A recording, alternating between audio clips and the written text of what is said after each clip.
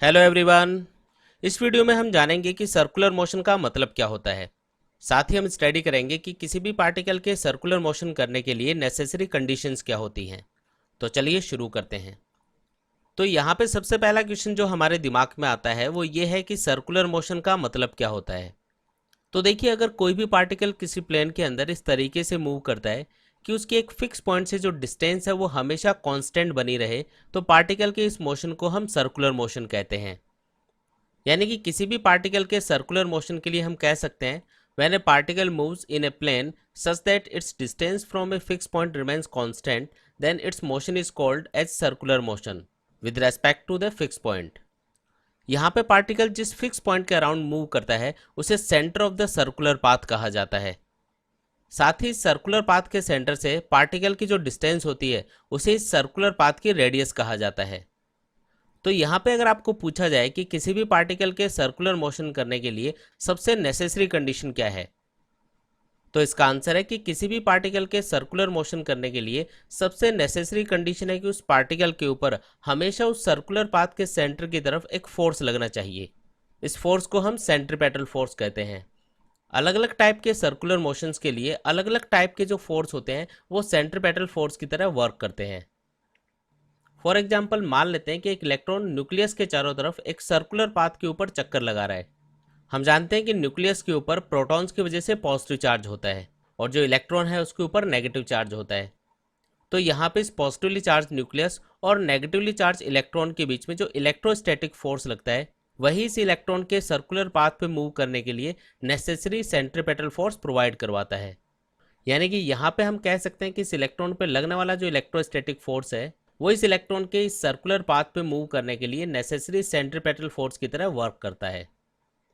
इसी तरीके से अगर कोई भी चार्ज पार्टिकल किसी मैग्नेटिक फील्ड के परपेंडिकुलर मैग्नेटिक फील्ड में इंटर करता है तो इस पे एक मैग्नेटिक फोर्स लगेगा जिसकी वजह से ये चार्ज पार्टिकल एक सर्कुलर पाथ पे मूव करता है। यहाँ पे इस चार्ज पार्टिकल पे लगने वाला जो मैग्नेटिक फोर्स है वो हमेशा इस सर्कुलर पाथ के सेंटर की तरफ लगता है। यानी कि यहाँ पे हम कह सकते हैं कि इस चार्ज पार्टिकल पे लगने वाला जो मैग्नेटिक फोर्स है वो इस चार्ज पार्टिकल को सर्कुलर पाथ पे मूव करवाने के लिए नेसेसरी सेंट्रीपेटल फोर्स की तरह वर्क करता है। इसी तरीके से हम एक और एग्जांपल लेते हैं। मान लेते हैं कि एक कार एक सर्कुलर टर्न के ऊपर मूव कर रही है। तो यहाँ पे इस कार के टायर्स और रोड के बीच में जो फ्रिक्शन फोर्स होगा जिसकी डायरेक्शन इस सर्कुलर टर्न के सेंटर की तरफ होती है वही इस कार को इस सर्कुलर टर्न पे मूव करने के लिए नेसेसरी सेंट्रीपेटल फोर्स प्रोवाइड करवाएगा। यानी कि यहाँ पे हम कह सकते हैं कि इस कार पे लगने वाला जो फ्रिक्शन फोर्स होगा वही इस कार के इस सर्कुलर टर्न पे मूव करने के लिए नेसेसरी सेंट्रीपेटल फोर्स की तरह वर्क करेगा। नेक्स्ट एग्जांपल में इसी तरीके से हम मान लेते हैं कि एक ऑब्जेक्ट एक सर्कुलर कर्व्ड सरफेस के ऊपर मूव कर रहा है। यहाँ पे जब ये ऑब्जेक्ट ग्रेविटेशनल फोर्स की वजह से जब इस सरफेस को नीचे की तरफ दबाएगा तो इस सरफेस की वजह से जो नॉर्मल रिएक्शन फोर्स इस ऑब्जेक्ट पे लगेगा वो इस सर्कुलर कर्व्ड सरफेस के सेंटर की तरफ लगेगा।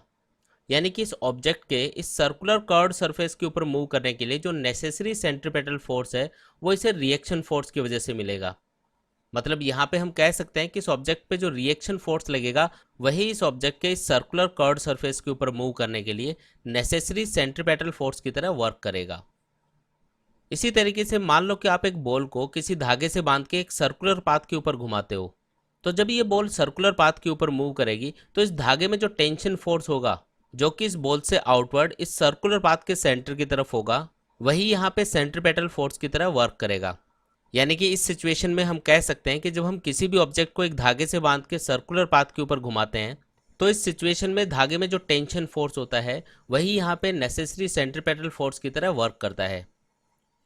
इसी तरीके से हम मान सकते हैं कि जब अर्थ सन के चारों तरफ ऑलमोस्ट एक सर्कुलर पाथ के ऊपर चक्कर लगाती है तो अर्थ और सन के बीच में ये जो ग्रेविटेशनल फोर्स होता है वही अर्थ के इस सर्कुलर पाथ पे मूव करने के लिए नेसेसरी सेंट्रीपेटल फोर्स की तरह वर्क करता है। यानी कि यहाँ पे हम कह सकते हैं कि अर्थ के ऊपर सन की वजह से जो ग्रेविटेशनल फोर्स लगेगा वही अर्थ के इस ऑलमोस्ट सर्कुलर पाथ के ऊपर मूव करने के लिए नेसेसरी सेंट्रीपेटल फोर्स की तरह वर्क करेगा।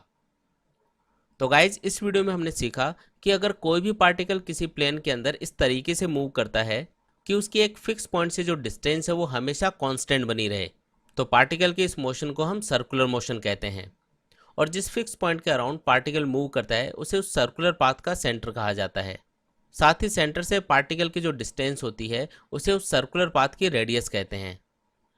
साथ ही हमने जाना कि किसी भी पार्टिकल के सर्कुलर मोशन करने के लिए नेसेसरी कंडीशन होती है कि उस पार्टिकल के ऊपर उस सर्कुलर पाथ के सेंटर की तरफ हमेशा एक फोर्स लगना चाहिए।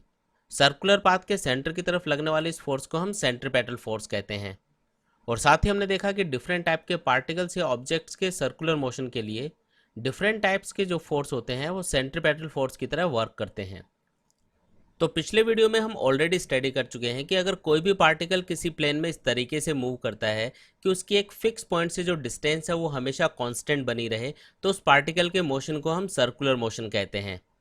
जिस फिक्स पॉइंट के अराउंड पार्टिकल मूव करता है उसे हम उस सर्कुलर पाथ का सेंटर कहते हैं। साथ ही इस सेंटर से पार्टिकल की जो डिस्टेंस होती है उसे इस सर्कुलर पाथ की रेडियस कहा जाता है। तो चलिए अब हम बात करते हैं कि सर्कुलर मोशन करने वाले पार्टिकल के लिए एंगुलर डिस्प्लेसमेंट का मतलब क्या होता है। तो यहाँ पे मान लेते हैं कि एक पार्टिकल एक सर्कुलर पाथ के ऊपर मूव कर रहा है। इस सर्कुलर पाथ की रेडियस है r और इसका सेंटर है O। इनिशियली मान लेते हैं कि पार्टिकल पॉइंट P के ऊपर है और कुछ टाइम बाद में ये मूव करता हुआ पॉइंट Q के ऊपर पहुंच जाता है। तो यहाँ पे ये जो एंगल POQ होगा, जिसे हमने थीटा के सिंबल से रिप्रेजेंट किया है, इसे हम इस पार्टिकल का इस टाइम इंटरवल के अंदर एंगुलर डिस्प्लेसमेंट कहेंगे। यानी कि यहाँ पे सिंपली हम कह सकते हैं कि सर्कुलर मोशन करने वाला पार्टिकल किसी टाइम इंटरवल के अंदर सेंटर पे जितना भी एंगल बनाता है उसे हम उस पार्टिकल का उस टाइम इंटरवल के अंदर एंगुलर डिस्प्लेसमेंट कहते हैं। किसी भी पार्टिकल के एंगुलर डिस्प्लेसमेंट को हम एक और तरीके से भी डिफाइन कर सकते हैं। तो इसके लिए हम इस सर्कुलर पाथ के सेंटर O को ओरिजिन मान लेते हैं। तो यहाँ पे इनिशियली पार्टिकल पॉइंट P के ऊपर है और कुछ टाइम बाद में ये पार्टिकल मूव करता हुआ पॉइंट Q के ऊपर पहुँच जाता है। तो इस टाइम इंटरवल में इस पार्टिकल के पोजीशन वेक्टर r ने सेंटर पे जितना भी एंगल ट्रेस किया है उसे हम इस टाइम इंटरवल के अंदर इस पार्टिकल का एंगुलर डिस्प्लेसमेंट कहेंगे। यानी कि सर्कुलर मोशन करने वाले पार्टिकल के एंगुलर डिस्प्लेसमेंट के लिए हम कह सकते हैं angle traced by position vector of a particle moving with respect to some fix point is called angular displacement. Mathematically हम इस एंगुलर डिस्प्लेसमेंट थीटा को arc PQ upon radius r भी लिख सकते हैं। यानी कि यहाँ पे अगर हमें सर्कुलर मोशन करने वाले पार्टिकल के लिए ये आर्क PQ और इस सर्कुलर पाथ की रेडियस r पता हो तो हम इस फॉर्मूले को यूज़ करके इस पार्टिकल का angular displacement theta easily calculate कर सकते हैं। एंगुलर डिस्प्लेसमेंट के लिए हमें याद रखना है कि जो स्मॉल एंगुलर डिस्प्लेसमेंट होता है उसे हम वेक्टर क्वांटिटी कंसिडर करते हैं, जबकि जो लार्ज एंगुलर डिस्प्लेसमेंट होता है उसे हम स्केलर क्वांटिटी कंसिडर करते हैं। एंगुलर डिस्प्लेसमेंट को मेजर करने के लिए ऐसा यूनिट होती है रेडियन, और हम जानते हैं कि जो 2 पाई रेडियन होता है वो 360 डिग्री के इक्वल होता है। या फिर यहाँ पे हम ऐसा भी कह सकते हैं कि इस पार्टिकल के एक कंप्लीट रेवोल्यूशन के अंदर सेंटर पे जितना भी एंगल बनेगा वो 2 पाई रेडियन के इक्वल होगा। अब जैसा कि हम जानते हैं कि स्मॉल एंगुलर डिस्प्लेसमेंट को हम वेक्टर क्वांटिटी कंसिडर करते हैं, तो इसकी डायरेक्शन कैलकुलेट करने के लिए हम right hand screw rule use करते हैं। अब ये राइट हैंड स्क्रू रूल क्या होता है? तो देखिए, राइट हैंड रूल के अकॉर्डिंग जिस डायरेक्शन में ये पार्टिकल सर्कुलर मोशन कर रहा है, अगर हम इस डायरेक्शन में राइट हैंड फिंगर्स को कर्ल करें यानी कि घुमाएं, तो जो राइट हैंड थंब होगा वो रिजल्टेंट वेक्टर यानी कि एंगुलर डिस्प्लेसमेंट की डायरेक्शन को रिप्रेजेंट करेगा। यहाँ पे ये पार्टिकल एंटी क्लॉकवाइज डायरेक्शन में घूम रहा है, यानी कि यहाँ पे अगर मैं राइट हैंड फिंगर्स को एंटी क्लॉकवाइज डायरेक्शन में घुमाता हूँ तो मेरा जो राइट हैंड थंब होगा वो इस प्लेन के परपेंडिकुलर आउटवर्ड डायरेक्शन में आएगा, जो कि इस पार्टिकल के एंगुलर डिस्प्लेसमेंट की डायरेक्शन को रिप्रेजेंट करेगा। यानी कि यहाँ पे ये पार्टिकल जिस प्लेन के अंदर एंटी क्लॉकवाइज डायरेक्शन में रिवॉल्व कर रहा है, एंगुलर डिस्प्लेसमेंट की डायरेक्शन इस प्लेन के परपेंडिकुलर आउटवर्ड डायरेक्शन में होगी। तो यहाँ पे हमने देखा कि सर्कुलर मोशन करने वाला पार्टिकल किसी टाइम इंटरवल के अंदर सेंटर पे जितना भी एंगल बनाता है उसे हम उस टाइम इंटरवल के अंदर उस पार्टिकल का एंगुलर डिस्प्लेसमेंट कहते हैं। और इस एंगुलर डिस्प्लेसमेंट की डायरेक्शन बताने के लिए हम right hand screw rule use करते हैं। तो चलिए अब हम बात करते हैं कि सर्कुलर मोशन करने वाले पार्टिकल के लिए टाइम पीरियड का मतलब क्या होता है। तो देखिए, सर्कुलर मोशन करने वाले पार्टिकल को एक कंप्लीट रेवोल्यूशन में जितना भी टाइम लगता है उसे हम उस सर्कुलर पाथ का टाइम पीरियड कहते हैं। सर्कुलर मोशन करने वाले पार्टिकल का जो टाइम पीरियड होता है वो उसकी फ्रीक्वेंसी के रेसिप्रोकल के इक्वल होता है। अब यहाँ पे इस फ्रीक्वेंसी का मतलब क्या है? तो देखिए, सर्कुलर मोशन करने वाला पार्टिकल 1 सेकेंड के अंदर जितने भी रेवोल्यूशंस कंप्लीट करता है उसे हम उस पार्टिकल की फ्रीक्वेंसी कहते हैं। यानी कि सर्कुलर मोशन करने वाले पार्टिकल के लिए हम कह सकते हैं number of revolutions describes by particle per second is its frequency. Frequency और टाइम पीरियड एक दूसरे के रेसिप्रोकल के इक्वल होते हैं और सर्कुलर मोशन करने वाले पार्टिकल की फ्रीक्वेंसी की ऐसा यूनिट होती है रेवोल्यूशंस पर सेकेंड। तो चलिए अब हम बात करते हैं कि एंगुलर वेलोसिटी का मतलब क्या होता है। तो देखिए, सर्कुलर मोशन करने वाले पार्टिकल के एंगुलर डिस्प्लेसमेंट के चेंज होने की जो रेट होती है उसे हम उस पार्टिकल की एंगुलर वेलोसिटी कहते हैं। अगर सर्कुलर मोशन करने वाले पार्टिकल का किसी टाइम इंटरवल टी के अंदर एंगुलर डिस्प्लेसमेंट थीटा है तो उस पार्टिकल की एंगुलर वेलोसिटी को लिखा जा सकता है omega equals to theta upon T. यानी कि एंगुलर वेलोसिटी होती है angle traced divided by time taken. Angular velocity की ऐसा यूनिट होती है रेडियन पर सेकेंड। साथ ही जो एंगुलर वेलोसिटी है ये एक एक्सियल वेक्टर क्वांटिटी होती है, यानी कि इसकी डायरेक्शन सर्कुलर पाथ की एक्सिस के अलोंग होती है। एंगुलर वेलोसिटी की डायरेक्शन बताने के लिए हम right hand screw rule use करते हैं। यहाँ पे हमको याद रखना है कि राइट हैंड स्क्रू रूल के अकॉर्डिंग एंगुलर डिस्प्लेसमेंट की जो डायरेक्शन होती है वही एंगुलर वेलोसिटी की डायरेक्शन भी मानी जाती है। यानी कि सर्कुलर मोशन करने वाले पार्टिकल के लिए एंगुलर डिस्प्लेसमेंट और एंगुलर वेलोसिटी की डायरेक्शन सेम होती है। तो चलिए अब हम बात करते हैं कि एवरेज एंगुलर वेलोसिटी का मतलब क्या होता है। मान लेते हैं कि एक पार्टिकल एक सर्कुलर पाथ के ऊपर वेरिएबल एंगुलर वेलोसिटी से मूव कर रहा है और ये पार्टिकल किसी टाइम इंटरवल के अंदर इस वेरिएबल एंगुलर वेलोसिटी के साथ कुछ एंगल कवर करता है। तो इस पार्टिकल की एवरेज एंगुलर वेलोसिटी को लिखा जा सकता है total angle of rotation divided by total time taken. For example मान लेते हैं कि पार्टिकल की इनिशियली टाइम t1 के ऊपर एंगुलर पोजीशन है θ1 और कुछ टाइम बाद में टाइम t2 के ऊपर उस पार्टिकल की एंगुलर पोजीशन हो जाती है θ2। तो यहाँ पे पार्टिकल का एंगुलर डिस्प्लेसमेंट होगा θ2 माइनस θ1 और पार्टिकल को इस एंगुलर डिस्प्लेसमेंट को कवर करने में जो टाइम लगेगा उसे लिखा जा सकता है t2 माइनस t1। तो इस पार्टिकल की एवरेज एंगुलर वेलोसिटी होगी θ2 minus θ1 upon t2 minus t1, जिसे हम delta theta upon delta T भी लिख सकते हैं। यानी कि किसी भी टाइम इंटरवल के अंदर पार्टिकल का जो एंगुलर डिस्प्लेसमेंट होगा और उस एंगुलर डिस्प्लेसमेंट को कवर करने में पार्टिकल को जितना भी टाइम लगेगा उनका जो रेशो होता है उसे हम उस पार्टिकल की एवरेज एंगुलर वेलोसिटी कहते हैं। सर्कुलर मोशन करने वाले पार्टिकल की किसी पर्टिकुलर इंस्टेंट पे जो एंगुलर वेलोसिटी होती है उसे हम इंस्टेंटेनियस एंगुलर वेलोसिटी कहते हैं। यहाँ पे इंस्टेंट का मतलब है वेरी स्मॉल टाइम इंटरवल। यानी कि अगर टाइम इंटरवल ऑलमोस्ट जीरो हो तो उस एक इंस्टेंट के अंदर पार्टिकल की जो एंगुलर वेलोसिटी होती है उसे हम पार्टिकल की इंस्टेंटेनियस एंगुलर वेलोसिटी कहते हैं। यहाँ पे इस small time interval delta T को लिखा जा सकता है dt और इस स्मॉल टाइम इंटरवल में पार्टिकल का जो एंगुलर डिस्प्लेसमेंट होगा उसे लिखा जा सकता है डी थीटा। इसलिए पार्टिकल की इंस्टेंटेनियस एंगुलर वेलोसिटी को लिखा जा सकता है D theta by D T. तो यहाँ पे हमने देखा कि किसी टाइम इंटरवल के अंदर पार्टिकल के एंगुलर डिस्प्लेसमेंट और उस टाइम इंटरवल का जो रेशो होता है उसे हम पार्टिकल की एवरेज एंगुलर वेलोसिटी कहते हैं। साथ ही किसी पर्टिकुलर इंस्टेंट के ऊपर पार्टिकल की जो एंगुलर वेलोसिटी होती है उसे हम पार्टिकल की इंस्टेंटेनियस एंगुलर वेलोसिटी कहते हैं। तो चलिए अब हम बात करते हैं कि सर्कुलर मोशन करने वाले पार्टिकल के लिए एंगुलर एक्सेलरेशन का मतलब क्या होगा। तो देखिए, सर्कुलर मोशन करने वाले पार्टिकल की एंगुलर वेलोसिटी के चेंज होने की जो रेट होती है उसे हम पार्टिकल का एंगुलर एक्सेलरेशन कहते हैं। मान लेते हैं कि डेल्टा टी टाइम के अंदर पार्टिकल की एंगुलर वेलोसिटी में जो चेंज आता है वो है डेल्टा ओमेगा। तो पार्टिकल का एवरेज एंगुलर एक्सेलरेशन होगा delta omega upon delta T. लेकिन अगर ये टाइम इंटरवल डेल्टा टी काफ़ी छोटा हो यानी कि ऑलमोस्ट जीरो हो तो उस स्मॉल टाइम इंटरवल के अंदर यानी कि एक पर्टिकुलर इंस्टेंट के ऊपर पार्टिकल का जो एंगुलर एक्सेलरेशन होगा उसे हम इंस्टेंटेनियस एंगुलर एक्सेलरेशन कहेंगे। मान लेते हैं कि ये स्मॉल टाइम इंटरवल है dt और इस स्मॉल टाइम इंटरवल के अंदर पार्टिकल की एंगुलर वेलोसिटी में जो स्मॉल चेंज आता है वो है डी ओमेगा। तो इस कंडीशन में पार्टिकल का इंस्टेंटेनियस एंगुलर एक्सेलरेशन होगा D omega by D T. जो एंगुलर एक्सेलरेशन है वो एक एक्सियल वेक्टर क्वांटिटी होती है, यानी कि इसकी डायरेक्शन सर्कुलर मोशन करने वाले पार्टिकल की एक्सिस के अलोंग होती है और एंगुलर एक्सेलरेशन की डायरेक्शन कैलकुलेट करने के लिए हम राइट हैंड रूल यूज़ करते हैं। यहाँ पे हमको याद रखना है कि अगर पार्टिकल की एंगुलर वेलोसिटी इंक्रीज हो रही है तो पार्टिकल का एंगुलर एक्सेलरेशन पॉजिटिव होगा और उस कंडीशन में पार्टिकल के एंगुलर एक्सेलरेशन की डायरेक्शन पार्टिकल की एंगुलर वेलोसिटी के अलोंग होगी। यानी कि पार्टिकल की एंगुलर वेलोसिटी और एंगुलर एक्सेलरेशन सेम डायरेक्शन में होंगे। लेकिन अगर पार्टिकल की एंगुलर वेलोसिटी डिक्रीज हो रही है तो उस सिचुएशन में पार्टिकल का एंगुलर एक्सेलरेशन नेगेटिव होगा। इस नेगेटिव एंगुलर एक्सेलरेशन को हम रिटार्डेशन भी कह सकते हैं, और इस कंडीशन में इस नेगेटिव एंगुलर एक्सेलरेशन की डायरेक्शन पार्टिकल की एंगुलर वेलोसिटी के अपोजिट डायरेक्शन में होगी। साथ ही हमको याद रखना है कि जो एंगुलर एक्सेलरेशन है इसकी एसआई यूनिट होती है रेडियन पर सेकेंड स्क्वायर। इस वीडियो में हम सर्कुलर मोशन करने वाले पार्टिकल की लीनियर वेलोसिटी और एंगुलर वेलोसिटी के बीच का रिलेशन फाइंड करने वाले हैं।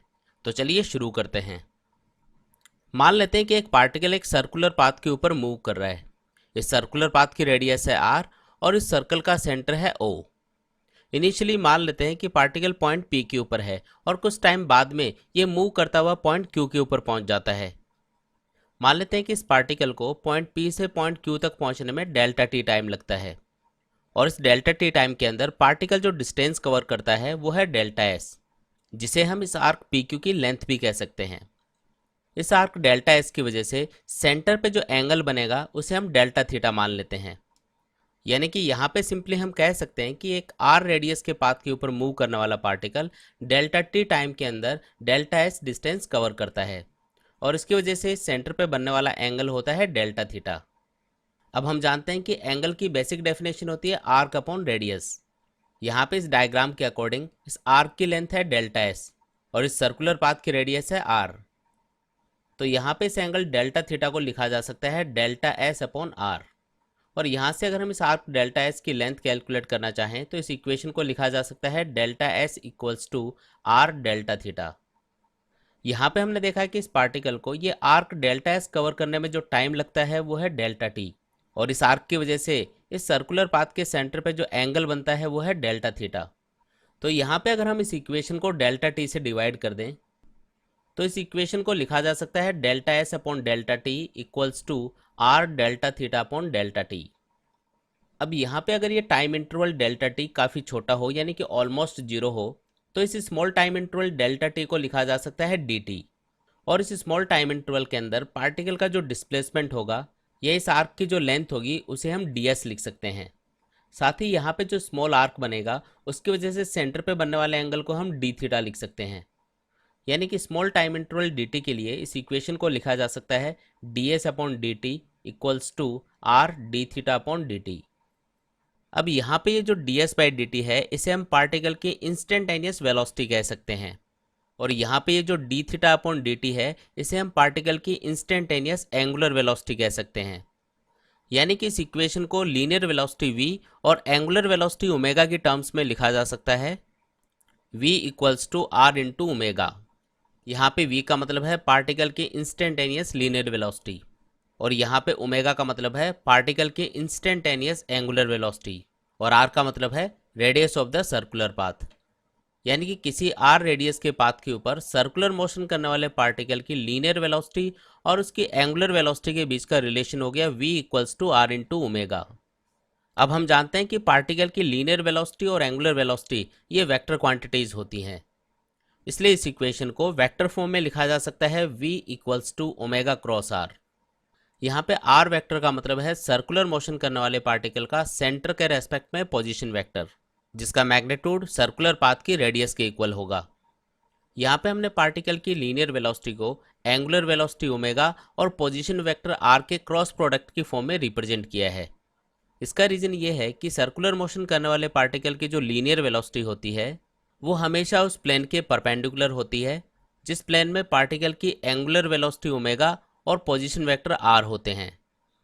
यहाँ पे एंगुलर वेलोसिटी ओमेगा और पोजीशन वेक्टर r का क्रॉस प्रोडक्ट करने के लिए हम right hand thumb rule use करते हैं, और इसकी हेल्प से हम पार्टिकल की लीनियर वेलोसिटी की डायरेक्शन कैलकुलेट कर सकते हैं।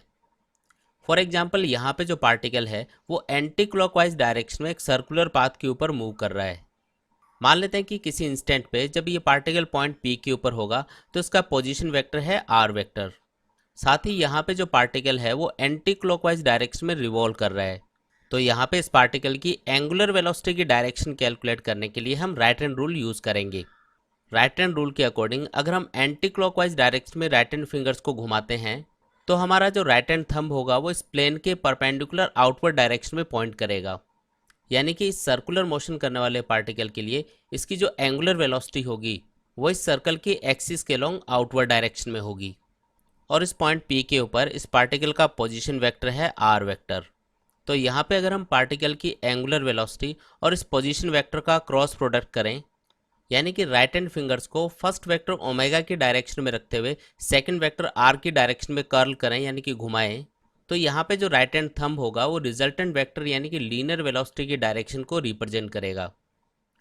तो यहाँ पे इस पार्टिकल की एंगुलर वेलोसिटी ओमेगा और इसके पोजीशन वेक्टर का क्रॉस प्रोडक्ट करने से जो रिजल्टेंट वेक्टर v है यानी कि इस पार्टिकल की जो लीनियर वेलोसिटी है उसकी डायरेक्शन आएगी टेंजेंशियली अपवर्ड डायरेक्शन में। यानी कि यहाँ पे सिंपली हम देख सकते हैं कि इस पार्टिकल की जो लीनियर वेलोसिटी है वो हमेशा उस प्लेन के परपेंडिकुलर होगी जिस प्लेन में पार्टिकल की एंगुलर वेलोसिटी और पोजीशन वेक्टर होंगे। इस वीडियो में हम सर्कुलर मोशन करने वाले पार्टिकल के लीनियर एक्सेलरेशन और एंगुलर एक्सेलरेशन के बीच का रिलेशन फाइंड करेंगे। तो चलिए शुरू करते हैं। तो यहाँ पे मान लेते हैं कि एक पार्टिकल एक सर्कुलर पाथ के ऊपर मूव कर रहा है। इस सर्कुलर पाथ की रेडियस है r और इस सर्कुलर पाथ का सेंटर है O। मान लेते हैं कि किसी पर्टिकुलर इंस्टेंट के ऊपर ये पार्टिकल पॉइंट P के ऊपर होगा। इस पॉइंट के ऊपर इस पार्टिकल की लीनियर वेलोसिटी है v और इस सर्कुलर मोशन करने वाले पार्टिकल की एंगुलर वेलोसिटी है ओमेगा। जब ये पार्टिकल पॉइंट P के ऊपर होगा तो इसका पोजीशन वेक्टर होगा r। हम जानते हैं कि इस पोजीशन वेक्टर r की डायरेक्शन हमेशा सर्कुलर पाथ के सेंटर से पार्टिकल की तरफ होती है। अब पिछले वीडियो में हम स्टडी कर चुके हैं कि किसी भी सर्कुलर मोशन करने वाले पार्टिकल की लीनियर वेलोसिटी v और एंगुलर वेलोसिटी ओमेगा के बीच का रिलेशन होता है v equals to omega cross r। यहाँ पे पार्टिकल की वेलोसिटी v एक टेंजेंशियल वेक्टर होता है और इस पार्टिकल की एंगुलर वेलोसिटी ओमेगा एक एक्सियल वेक्टर होता है। साथ ही इस पार्टिकल का जो पोजीशन वेक्टर r होगा इसे हम रेडियल वेक्टर कहते हैं जो कि इस सर्कुलर पाथ की रेडियस के अलोंग होता है। तो यहाँ पे हमको याद रखना है कि पार्टिकल की लीनियर वेलोसिटी, एंगुलर वेलोसिटी और इसका पोजीशन वेक्टर हमेशा म्यूचुअली परपेंडिकुलर होते हैं। अब जैसे जैसे ये पार्टिकल इस सर्कुलर पाथ के ऊपर मूव करेगा इसकी वेलोसिटी कंटिन्यूसली चेंज होती रहेगी, यानी कि इस पार्टिकल का मोशन एक एक्सेलरेटेड मोशन होगा। हम जानते हैं कि किसी भी पार्टिकल की वेलोसिटी के चेंज होने की जो रेट होती है उसे हम पार्टिकल का एक्सेलरेशन कहते हैं। यानी कि किसी पर्टिकुलर इंस्टेंट के ऊपर इस पार्टिकल के एक्सेलरेशन को लिखा जा सकता है a इक्वल्स टू dv/dt। अब यहाँ पे हम जानते हैं कि पार्टिकल की लीनियर वेलोसिटी को लिखा जा सकता है v equals to omega cross r। तो अगर हम इस इक्वेशन में v की जगह ओमेगा क्रॉस r पुट कर दें तो पार्टिकल के एक्सेलरेशन को लिखा जा सकता है a equals to d/dt omega cross r। अब यहाँ पे हम इस ओमेगा क्रॉस r का डिफरेंशिएशन करने के लिए डिफरेंशिएशन का प्रोडक्ट रूल यूज़ करेंगे। तो प्रोडक्ट रूल के अकॉर्डिंग ओमेगा क्रॉस r का डिफरेंशिएशन करने के बाद पार्टिकल के एक्सेलरेशन को लिखा जा सकता है a equals to d/dt cross r plus omega cross dr/dt। अब हम जानते हैं कि सर्कुलर मोशन करने वाले पार्टिकल के लिए पार्टिकल की एंगुलर वेलोसिटी के चेंज होने की जो रेट होती है उसे हम पार्टिकल का एंगुलर एक्सेलरेशन कहते हैं। यानी कि यहाँ पे d/dt को लिखा जा सकता है अल्फा, जहाँ पे अल्फा का मतलब है सर्कुलर मोशन करने वाले पार्टिकल का एंगुलर एक्सेलरेशन। साथ ही यहाँ पे सर्कुलर मोशन करने वाले पार्टिकल के लिए जो dr/dt होगा यानी कि पार्टिकल की जो rate of change of position होगी उसे हम पार्टिकल की लीनियर वेलोसिटी v कह सकते हैं। तो अब हम इस इक्वेशन में d/dt की जगह अल्फा और dr/dt की जगह v पुट कर देते हैं। तो इससे सर्कुलर मोशन करने वाले पार्टिकल के एक्सेलरेशन को लिखा जा सकता है a equals to alpha cross r plus omega cross v। यहाँ पे हम जानते हैं कि अगर पार्टिकल की एंगुलर वेलोसिटी इंक्रीज होती है तो पार्टिकल के एंगुलर एक्सेलरेशन की डायरेक्शन पार्टिकल की एंगुलर वेलोसिटी के अलोंग होगी, और अगर पार्टिकल की एंगुलर वेलोसिटी डिक्रीज होती है तो पार्टिकल के एंगुलर एक्सेलरेशन की डायरेक्शन एंगुलर वेलोसिटी ओमेगा के अपोजिट डायरेक्शन में होगी। अब यहाँ पे मान लेते हैं कि इस पार्टिकल की वेलोसिटी और एंगुलर वेलोसिटी कंटिन्यूसली इंक्रीज हो रही है, यानी कि यहाँ पे पार्टिकल के एंगुलर एक्सेलरेशन अल्फा की डायरेक्शन पार्टिकल की एंगुलर वेलोसिटी ओमेगा के अलोंग होगी। अब यहाँ पे हम कैलकुलेट करते हैं कि इस अल्फा क्रॉस r और इस ओमेगा क्रॉस v की डायरेक्शन क्या होगी। तो यहाँ पे अगर हम इस क्रॉस प्रोडक्ट की डायरेक्शन देखने के लिए right hand thumb rule use करें तो इस अल्फा क्रॉस आर की जो डायरेक्शन होगी वो इस सर्कुलर पाथ के टेंजेंट के अलोंग वेलोसिटी की डायरेक्शन में होगी। यानी कि यहाँ पे सिंपली हम कह सकते हैं कि इस पार्टिकल के लिए जो अल्फा क्रॉस आर की डायरेक्शन है वो इस सर्कुलर पाथ के ऊपर टेंजेंट के अलोंग होगी। अब इसी तरीके से अगर हम इस पार्टिकल के लिए ओमेगा क्रॉस वी की डायरेक्शन कैलकुलेट करें तो क्रॉस प्रोडक्ट के लिए राइट एंड थंब रूल के अकॉर्डिंग ओमेगा क्रॉस वी की डायरेक्शन इस सर्कुलर पाथ के सेंटर की तरफ आएगी। तो यहाँ पे हमने देखा कि इस पार्टिकल के एक्सेलरेशन के दो कंपोनेंट्स हैं। पहला कंपोनेंट है अल्फा क्रॉस आर जिसकी डायरेक्शन इस सर्कुलर पाथ के ऊपर टेंजेंट के अलोंग होती है, और दूसरा कंपोनेंट है ओमेगा क्रॉस वी जिसकी डायरेक्शन इस सर्कुलर पाथ के सेंटर की तरफ होती है। अब यहाँ पे क्योंकि एक्सेलरेशन का ये वाला जो कंपोनेंट है अल्फा क्रॉस आर ये सर्कुलर पाथ के टेंजेंट के अलोंग होता है, इसलिए हम इसे टेंजेंशियल एक्सेलरेशन कहते हैं। साथ ही एक्सेलरेशन का ये जो दूसरा कंपोनेंट है ओमेगा क्रॉस वी ये इस सर्कुलर पाथ के सेंटर के अलोंग होता है, इसलिए इसे हम सेंट्रीपेटल एक्सेलरेशन कहते हैं। यानी कि सर्कुलर मोशन करने वाले पार्टिकल का किसी भी इंस्टेंट पे जो टोटल एक्सेलरेशन होगा वो पार्टिकल के टेंजेंशियल एक्सेलरेशन और सेंट्रीपेटल एक्सेलरेशन के वेक्टर एडिशन के इक्वल होगा। यानी कि यहाँ पे सिंपली हम कह सकते हैं कि सर्कुलर मोशन करने वाले पार्टिकल के एक्सेलरेशन के दो कंपोनेंट्स होते हैं। यहाँ पे पहला कंपोनेंट होता है टेंजेंशियल एक्सेलरेशन और दूसरा कंपोनेंट होता है सेंट्रीपेटल एक्सेलरेशन। साथ ही हमें याद रखना है कि टेंजेंशियल एक्सेलरेशन और सेंट्रीपेटल एक्सेलरेशन हमेशा एक दूसरे के परपेंडिकुलर होते हैं, और पार्टिकल का जो टोटल एक्सेलरेशन होता है वो पार्टिकल के टेंजेंशियल और सेंट्रीपेटल एक्सेलरेशन के वेक्टर एडिशन के इक्वल होता है। यहाँ पे हम पार्टिकल के टेंजेंशियल और सेंट्रीपेटल एक्सेलरेशन के वेक्टर एडिशन को पार्टिकल का लीनियर एक्सेलरेशन कहते हैं। पिछले वीडियो में हम स्टडी कर चुके हैं कि सर्कुलर मोशन करने वाले पार्टिकल का जो लीनियर एक्सेलरेशन होता है वो पार्टिकल के टेंजेंशियल एक्सेलरेशन और सेंट्रीपेटल एक्सेलरेशन के वेक्टर एडिशन के इक्वल होता है। इस वीडियो में हम टेंजेंशियल एक्सेलरेशन और सेंट्रीपेटल एक्सेलरेशन के बारे में थोड़ा डिटेल में स्टडी करेंगे। तो चलिए शुरू करते हैं। तो पिछले वीडियो में हम स्टडी कर चुके हैं कि सर्कुलर मोशन करने वाले पार्टिकल का जो लीनियर एक्सेलरेशन है उसे लिखा जा सकता है a equals to alpha cross R plus omega cross V. यहाँ पे लीनियर एक्सेलरेशन का ये वाला जो कंपोनेंट है अल्फा क्रॉस आर इसकी जो डायरेक्शन है वो इस सर्कुलर पाथ पे टेंजेंट के अलोंग होती है, इसलिए इसे हम टेंजेंशियल एक्सेलरेशन कहते हैं। साथ ही लीनियर एक्सेलरेशन का ये जो दूसरा कंपोनेंट है ओमेगा क्रॉस वी इसकी डायरेक्शन हमेशा इस सर्कुलर पाथ के सेंटर के अलोंग होती है, इसलिए इसे हम सेंट्रीपेटल एक्सेलरेशन कहते हैं। यानी कि यहाँ पे हम कह सकते हैं कि सर्कुलर मोशन करने वाले पार्टिकल का जो लीनियर एक्सेलरेशन होता है वो इसके सेंट्रीपेटल एक्सेलरेशन और टेंजेंशियल एक्सेलरेशन के वेक्टर एडिशन के इक्वल होता है। साथ ही हम जानते हैं कि इस सर्कुलर मोशन करने वाले पार्टिकल की लीनियर वेलोसिटी v और एंगुलर वेलोसिटी ओमेगा के बीच का रिलेशन होता है v equals to omega cross R. तो चलिए सबसे पहले हम टेंजेंशियल एक्सेलरेशन के बारे में थोड़ा डिटेल में स्टडी करते हैं। अब जैसा कि हम जानते हैं कि सर्कुलर मोशन करने वाले पार्टिकल के टेंजेंशियल एक्सेलरेशन का फॉर्मूला होता है अल्फा क्रॉस आर। यहाँ पे अल्फा का मतलब है इस सर्कुलर मोशन करने वाले पार्टिकल का एंगुलर एक्सेलरेशन, और इस आर वेक्टर का मतलब है इस सर्कुलर पाथ के सेंटर के रेस्पेक्ट में इस पार्टिकल का पोजीशन वेक्टर। यहाँ पे हमको याद रखना है कि इस पार्टिकल के टेंजेंशियल एक्सेलरेशन की डायरेक्शन हमेशा इस सर्कुलर पाथ पे टेंजेंट के अलोंग होती है। यानी कि यहाँ पे सिंपली हम कह सकते हैं कि इस पार्टिकल के टेंजेंशियल एक्सेलरेशन की डायरेक्शन हमेशा पार्टिकल की वेलोसिटी के पैरेलल होगी। अब यहाँ पे अगर आपको याद हो तो बताइए कि सर्कुलर मोशन करने वाले पार्टिकल के एंगुलर एक्सेलरेशन अल्फा की डायरेक्शन क्या होगी। तो इसके लिए हमको याद रखना है कि अगर पार्टिकल की एंगुलर वेलोसिटी इंक्रीज होती है तो एंगुलर एक्सेलरेशन की डायरेक्शन हमेशा एंगुलर वेलोसिटी की डायरेक्शन में होगी। यानी कि पार्टिकल की एंगुलर वेलोसिटी और एंगुलर एक्सेलरेशन सेम डायरेक्शन में होंगे। लेकिन अगर पार्टिकल की एंगुलर वेलोसिटी डिक्रीज हो रही है तो पार्टिकल के एंगुलर एक्सेलरेशन की डायरेक्शन हमेशा पार्टिकल की एंगुलर वेलोसिटी के अपोजिट डायरेक्शन में होगी। लेकिन इन दोनों ही सिचुएशंस में पार्टिकल का जो एंगुलर एक्सेलरेशन है वो इस सर्कुलर पाथ की एक्सिस के अलोंग होगा। चलिए यहाँ पे मान लेते हैं कि इस पार्टिकल की एंगुलर वेलोसिटी इंक्रीज हो रही है, तो इस पार्टिकल के एंगुलर एक्सेलरेशन की डायरेक्शन ओमेगा के अलोंग होगी। अब यहाँ पे हम देख सकते हैं कि इस पार्टिकल का जो एंगुलर एक्सेलरेशन है जो कि सर्कुलर पाथ की एक्सिस के अलोंग होगा, और इस पार्टिकल का जो पोजीशन वेक्टर आर है इन दोनों के बीच का एंगल होगा 90 डिग्री। तो यहाँ पे जब इस पार्टिकल के टेंजेंशियल एक्सेलरेशन का मैग्नीट्यूड कैलकुलेट करने के लिए इस अल्फा क्रॉस आर को ओपन किया जाएगा, तो इसे लिखा जाएगा alpha into R into sine 90। यहाँ पे साइन 90 की वैल्यू 1 रहेगी, यानी कि सर्कुलर मोशन करने वाले पार्टिकल के टेंजेंशियल एक्सेलरेशन का मैग्नीट्यूड हो गया अल्फा इंटू आर।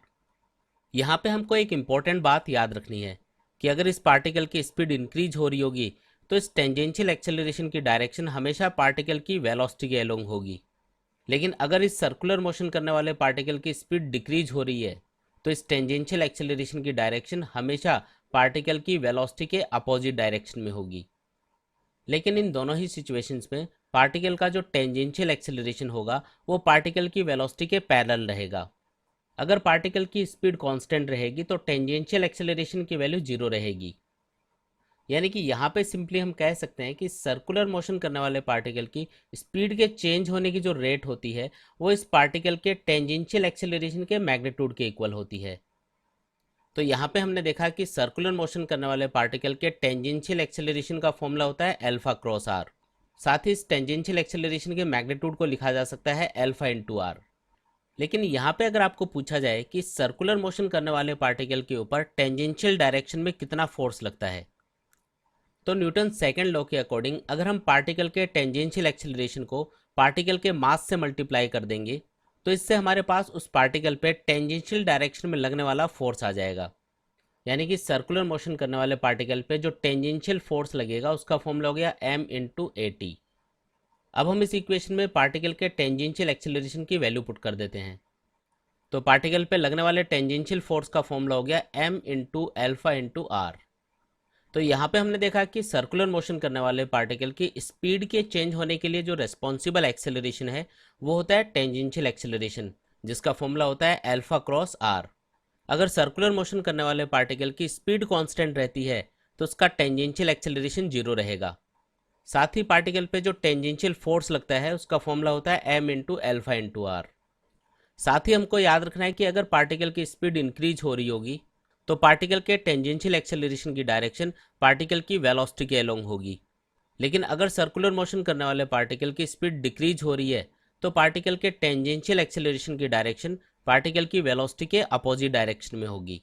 इस सिचुएशन में हम पार्टिकल के टेंजेंशियल एक्सेलरेशन को रिटार्डेशन भी कह सकते हैं।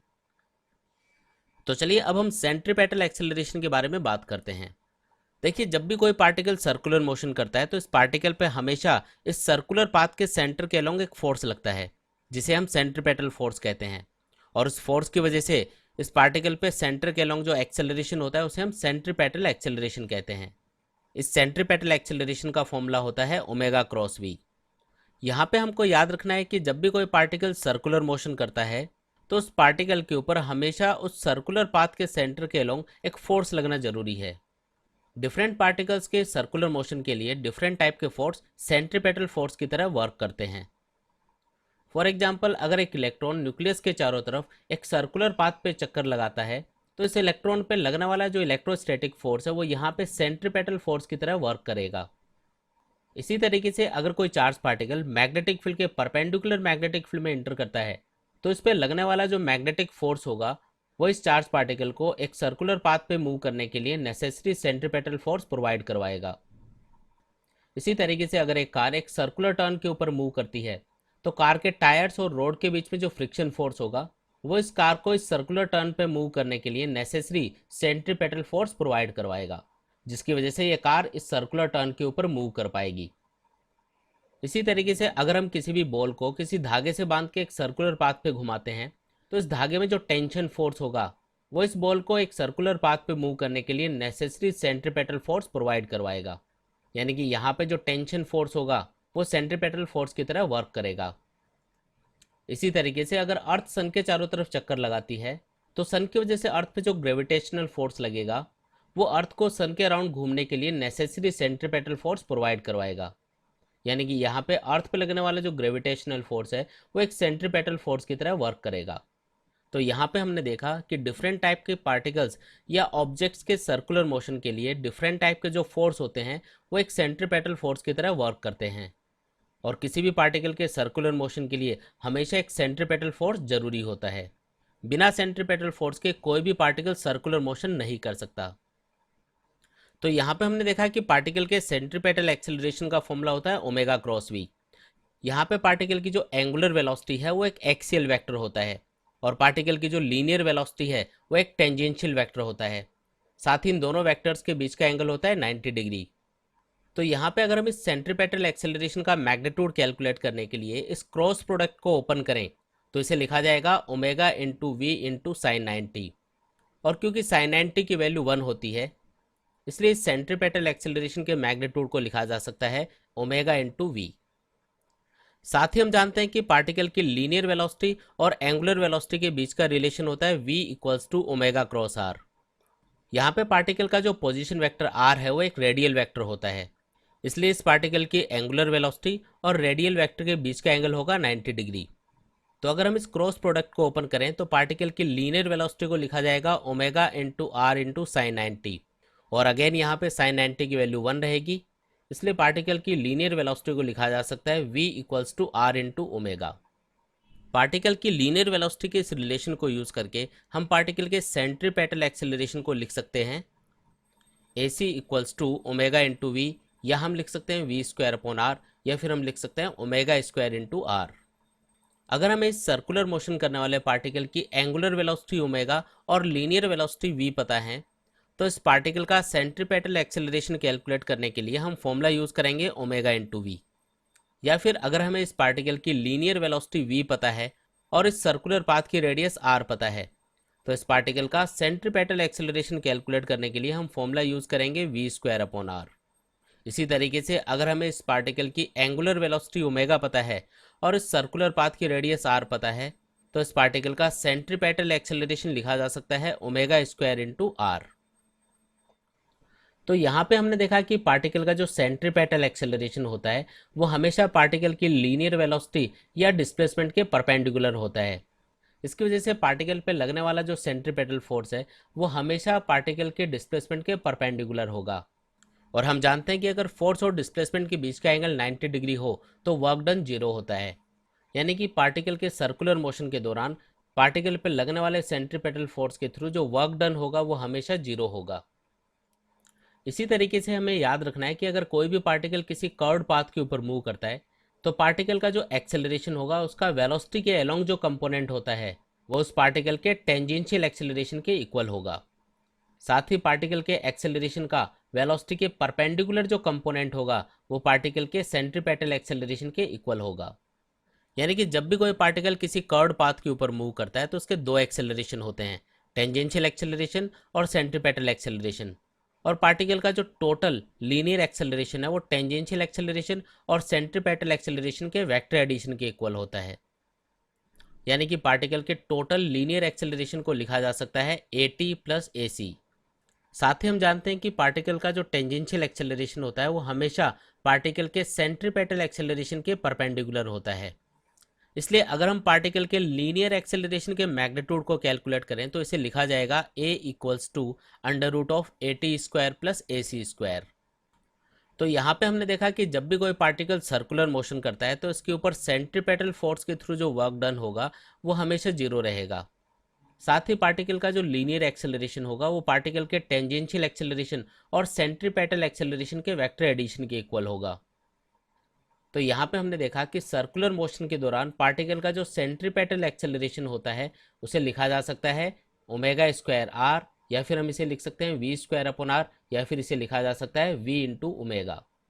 लेकिन यहाँ पे अगर आपको पूछा जाए कि सर्कुलर मोशन के दौरान पार्टिकल पर लगने वाला सेंट्रीपेटल फोर्स कितना होगा तो इसके लिए न्यूटन सेकेंड लॉ के अकॉर्डिंग अगर हम पार्टिकल के मास को पार्टिकल के सेंट्रीपेटल एक्सेलरेशन से मल्टीप्लाई कर दें तो इससे हमारे पास पार्टिकल पे लगने वाला सेंट्रीपेटल फोर्स आ जाएगा।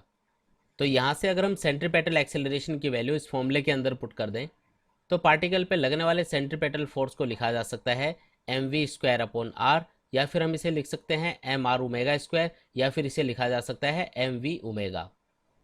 तो यहाँ पे हमने देखा कि जब भी कोई पार्टिकल सर्कुलर मोशन करता है तो उस पार्टिकल के ऊपर हमेशा उस सर्कुलर पाथ के सेंटर के अलोंग एक फोर्स लगता है जिसे हम सेंट्रीपेटल फोर्स कहते हैं। और इस सेंट्रीपेटल फोर्स की वजह से पार्टिकल का जो एक्सेलरेशन होगा उसे हम सेंट्रीपेटल एक्सेलरेशन कहेंगे। इस वीडियो में हम यूनिफॉर्म सर्कुलर मोशन के बारे में स्टडी करने वाले हैं। तो चलिए शुरू करते हैं। तो यहाँ पे सबसे पहला क्वेश्चन जो हमारे दिमाग में आता है वो ये है कि यूनिफॉर्म सर्कुलर मोशन का मतलब क्या है। तो इसको समझने के लिए मान लेते हैं कि एक कार एक सर्कुलर ट्रैक के ऊपर एक कांस्टेंट स्पीड से घूम रही है, या फिर एक फैन एक कांस्टेंट स्पीड से रोटेट कर रहा है।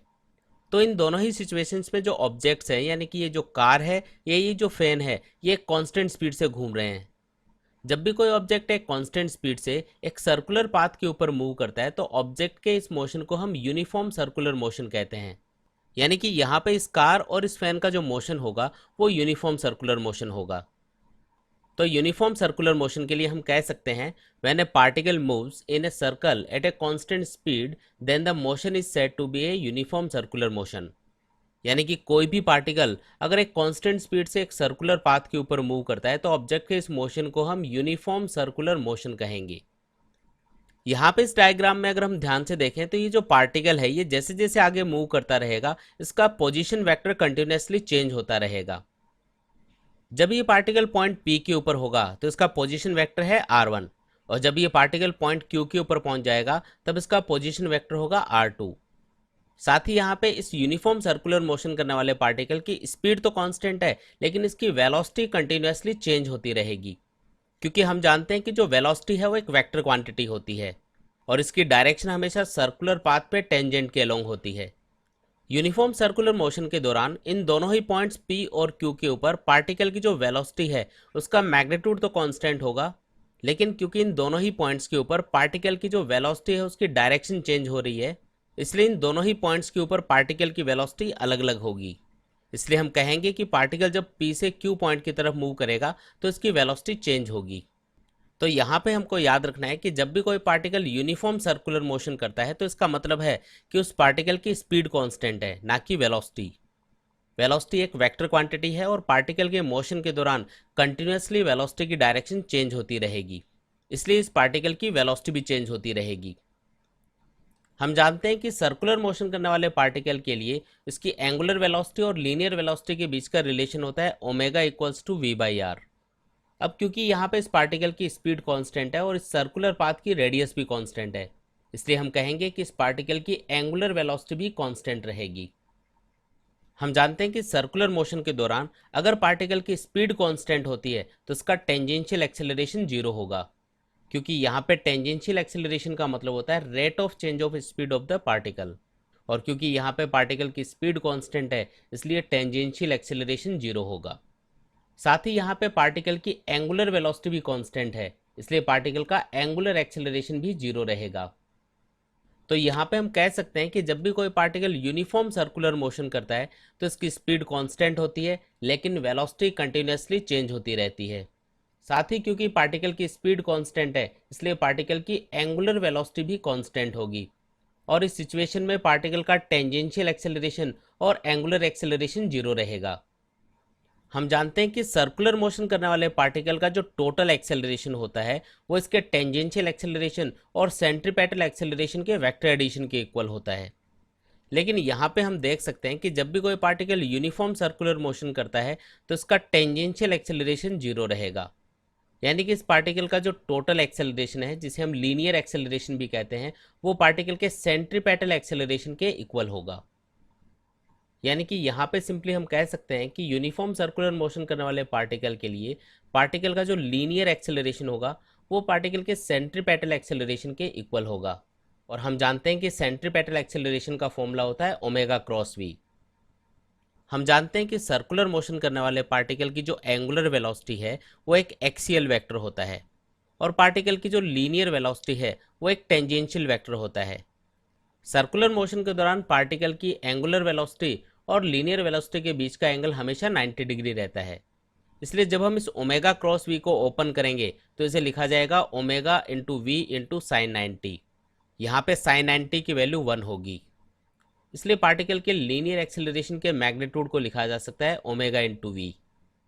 हम जानते हैं कि सर्कुलर मोशन करने वाले पार्टिकल की लीनियर वेलोसिटी और एंगुलर वेलोसिटी के बीच का रिलेशन होता है V equals to omega cross R। साथ ही सर्कुलर मोशन के दौरान पार्टिकल की एंगुलर वेलोसिटी और पार्टिकल का जो पोजीशन वेक्टर है वो हमेशा एक दूसरे के परपेंडिकुलर होते हैं, इसलिए यहाँ पे भी जब हम इस क्रॉस प्रोडक्ट को ओपन करेंगे तो ये बनेगा omega into R into sine 90। यहाँ पे साइन 90 की वैल्यू 1 रहेगी, इसलिए पार्टिकल की लीनियर वेलोसिटी के मैग्नीट्यूड को लिखा जा सकता है v equals to omega into R. तो इन दोनों इक्वेशंस को यूज करके पार्टिकल के लीनियर एक्सेलरेशन को लिखा जा सकता है a equals to omega into we, या फिर हम इसको लिख सकते हैं वी स्क्वायर अपॉन आर, या फिर हम इसको लिख सकते हैं ओमेगा स्क्वायर इंटू आर, जो कि पार्टिकल के सेंट्रीपेटल एक्सेलरेशन के इक्वल होगा। तो यहाँ पे हमने देखा कि जब भी कोई पार्टिकल यूनिफॉर्म सर्कुलर मोशन करता है तो उसकी स्पीड हमेशा कांस्टेंट रहती है, लेकिन क्योंकि पार्टिकल की डायरेक्शन कंटिन्यूसली चेंज होती रहती है, इसलिए पार्टिकल की वेलोसिटी भी कंटिन्यूसली चेंज होती है। सर्कुलर मोशन के दौरान पार्टिकल की जो वेलोसिटी है वो सर्कुलर पाथ के ऊपर टेंजेंट के अलोंग होती है। जब भी कोई पार्टिकल यूनिफॉर्म सर्कुलर मोशन करता है तो उसका टेंजेंशियल एक्सेलरेशन और एंगुलर एक्सेलरेशन दोनों जीरो होते हैं। इसलिए पार्टिकल का जो लीनियर एक्सेलरेशन होता है वो पार्टिकल के सेंट्रीपेटल एक्सेलरेशन के इक्वल होता है, और पार्टिकल के इस लीनियर एक्सेलरेशन को लिखा जा सकता है ओमेगा इंटू वी, या फिर हम लिख सकते हैं वी स्क्वायर अपॉन आर, या फिर इसे लिखा जा सकता है ओमेगा स्क्वायर इंटू आर। इस वीडियो में हम हॉरिजॉन्टल सर्कुलर मोशन के एक स्पेशल केस कॉनिकल पेंडुलम के बारे में स्टडी करने वाले हैं। साथ ही हम कॉनिकल पेंडुलम की हॉरिजॉन्टल वेलोसिटी और उसका टाइम पीरियड भी कैलकुलेट करेंगे। तो चलिए शुरू करते हैं। तो देखिए, सबसे पहले हम बात करते हैं कि इस कॉनिकल पेंडुलम का मतलब क्या है। तो यहाँ पे आप इस डायग्राम में देख सकते हैं कि इसमें हमने एक पेंडुलम बॉब को एक एल लेंथ की स्ट्रिंग से बांधा हुआ है। जब हम इस पेंडुलम को एक आर रेडियस के हॉरिजॉन्टल सर्कुलर पाथ के ऊपर एक यूनिफॉर्म स्पीड से घुमाते हैं तो इस पेंडुलम की जो स्ट्रिंग है वो एक कॉन की सरफेस के अलोंग मूव करती है, इसलिए इसे कॉनिकल पेंडुलम कहा जाता है। जब हम इस पेंडुलम को एक आर रेडियस के सर्कुलर पाथ के ऊपर घुमाते हैं तो इस स्ट्रिंग का वर्टिकल से बनने वाला एंगल होता है थीटा। यहाँ पे हम कंसिडर कर रहे हैं कि इस पेंडुलम बॉब को हम हॉरिजॉन्टल सर्कुलर पाथ के ऊपर एक यूनिफॉर्म स्पीड से घुमा रहे हैं। तो इस सिचुएशन में हम पता करते हैं कि इस पेंडुलम बॉब के ऊपर कौन कौन से फोर्स लग रहे हैं। जब हम इस पेंडुलम को इस सर्कुलर पाथ के ऊपर घुमाएंगे तो इस स्ट्रिंग में एक टेंशन फोर्स लगेगा, यानी कि पहला फोर्स जो इस पेंडुलम बॉब के ऊपर लग रहा है वो है इस स्ट्रिंग का टेंशन फोर्स। साथ ही इस पेंडुलम का कुछ मास भी होगा, जिसकी वजह से इसके ऊपर एक ग्रेविटेशनल फोर्स लगेगा। हम जानते हैं कि ग्रेविटेशनल फोर्स की डायरेक्शन होती है वर्टिकली डाउनवर्ड, और इस ग्रेविटेशनल फोर्स को हम वेट भी कह सकते हैं। तो यहाँ पे सिंपली हम देख सकते हैं कि जब इस पेंडुलम बॉब को इस आर रेडियस के सर्कुलर पाथ के ऊपर एक यूनिफॉर्म स्पीड से घुमाया जाएगा तो इस सिचुएशन में इस पेंडुलम बॉब के ऊपर दो फोर्स लगेंगे। पहला फोर्स होगा इस स्ट्रिंग के अंदर टेंशन फोर्स, और दूसरा होगा इस पेंडुलम पे लगने वाला ग्रेविटेशनल फोर्स, जिसे हम इस पेंडुलम बॉब का वेट भी कह सकते हैं। अब इस पेंडुलम के मोशन को स्टडी करने के लिए हम इस पर लगने वाले टेंशन फोर्स को इसके वर्टिकल और हॉरिजॉन्टल कंपोनेंट में डिवाइड कर लेते हैं। यहाँ पे हम देख सकते हैं कि इस स्ट्रिंग का वर्टिकल से बनने वाला एंगल थीटा है। साथ ही इस डायग्राम के अकॉर्डिंग ये दोनों अल्टरनेटिंग एंगल्स इक्वल होंगे, यानी कि इस स्ट्रिंग का इस पेंडुलम बॉब के ऊपर वर्टिकल से बनने वाला एंगल होगा थीटा। तो इस स्ट्रिंग में जो टेंशन फोर्स होगा टी, इसका थीटा से जुड़ा हुआ ये जो वर्टिकल कंपोनेंट होगा ये होगा टी कॉस थीटा, और इसके परपेंडिकुलर इस टेंशन का जो दूसरा कंपोनेंट होगा वो होगा टी साइन थीटा। यानी कि इस पेंडुलम बॉब के ऊपर इस टेंशन का जो हॉरिजॉन्टल कंपोनेंट है वो है टी साइन थीटा, और जो वर्टिकल कंपोनेंट है वो है टी कॉस थीटा। अब यहाँ पे अगर हम इस पॉइंट P के ऊपर इस पेंडुलम बॉब के फ्रेम ऑफ रेफरेंस से देखें और इस पर लगने वाले हॉरिजॉन्टल और वर्टिकल फोर्सेस को बैलेंस करें तो यहाँ पे हमें इस पेंडुलम बॉब के ऊपर लगने वाले इस horizontal force T sine theta को बैलेंस करने के लिए इस पेंडुलम बॉब के ऊपर रेडियली आउटवर्ड डायरेक्शन में एक सेंट्रीफ्यूगल फोर्स एज्यूम करना होगा। यहाँ पे हमने सेंट्रीफ्यूगल फोर्स को इसलिए एज्यूम किया है क्योंकि इस पेंडुलम बॉब का इस सर्कुलर पाथ के ऊपर जो मोशन होता है वो एक एक्सीलरेटेड मोशन होता है, और अगर हम इस पेंडुलम बॉब के फ्रेम ऑफ रेफरेंस से देखते हैं तो ये एक non inertial frame of reference होगा, जिसमें फोर्सेस को बैलेंस करने के लिए हमें यहाँ पे एक सूडो फोर्स, जिसे हम सेंट्रीफ्यूगल फोर्स कहते हैं, एज्यूम करना होगा। तो यहाँ पे जब ये पेंडुलम बॉब इस पॉइंट P के ऊपर होगा तो अगर हम इस पेंडुलम बॉब के ऊपर लगने वाले हॉरिजॉन्टल फोर्सेस को बैलेंस करें तो हम लिख सकते हैं T sine theta equals to M V square upon R, और इस पर लगने वाले वर्टिकल फोर्सेस को बैलेंस करें तो हम लिख सकते हैं T cos theta equals to M G. साथ ही इस डायग्राम के अंदर ये जो राइट एंगल ट्राइंगल है इसमें एंगल थीटा के सामने ये आर होगा परपेंडिकुलर और ये एल होगा हाइपोटेनियस। तो यहाँ से साइन थीटा इक्वल टू लिखा जा सकता है आर अपॉन एल, और अगर हम इससे आर की वैल्यू कैलकुलेट करें तो उसे लिखा जाएगा R equals to L sine theta. यानी कि इस सर्कुलर पाथ की जो रेडियस है आर, उसे इस स्ट्रिंग की लेंथ की टर्म्स में लिखा जा सकता है R equals to L sine theta. तो चलिए सबसे पहले हम कैलकुलेट करते हैं कि जब ये पेंडुलम इस हॉरिजॉन्टल सर्कुलर पाथ के ऊपर मूव करेगा तो इसकी लीनियर स्पीड क्या होगी। तो इसको कैलकुलेट करने के लिए हम इन दोनों इक्वेशंस को डिवाइड कर देते हैं। जब हम इन दोनों इक्वेशंस को डिवाइड करेंगे तो ये t यहाँ पे कैंसिल हो जाता है, और इस sine theta upon cos theta को लिखा जा सकता है टेन थीटा। यानी कि इन दोनों इक्वेशंस को डिवाइड करके लिखा जा सकता है tan theta equals to M V square upon R upon M G. यहाँ पे m से m कैंसिल हो जाता है, और इस इक्वेशन को सॉल्व करके लिखा जा सकता है वी स्क्वायर अपॉन आर जी।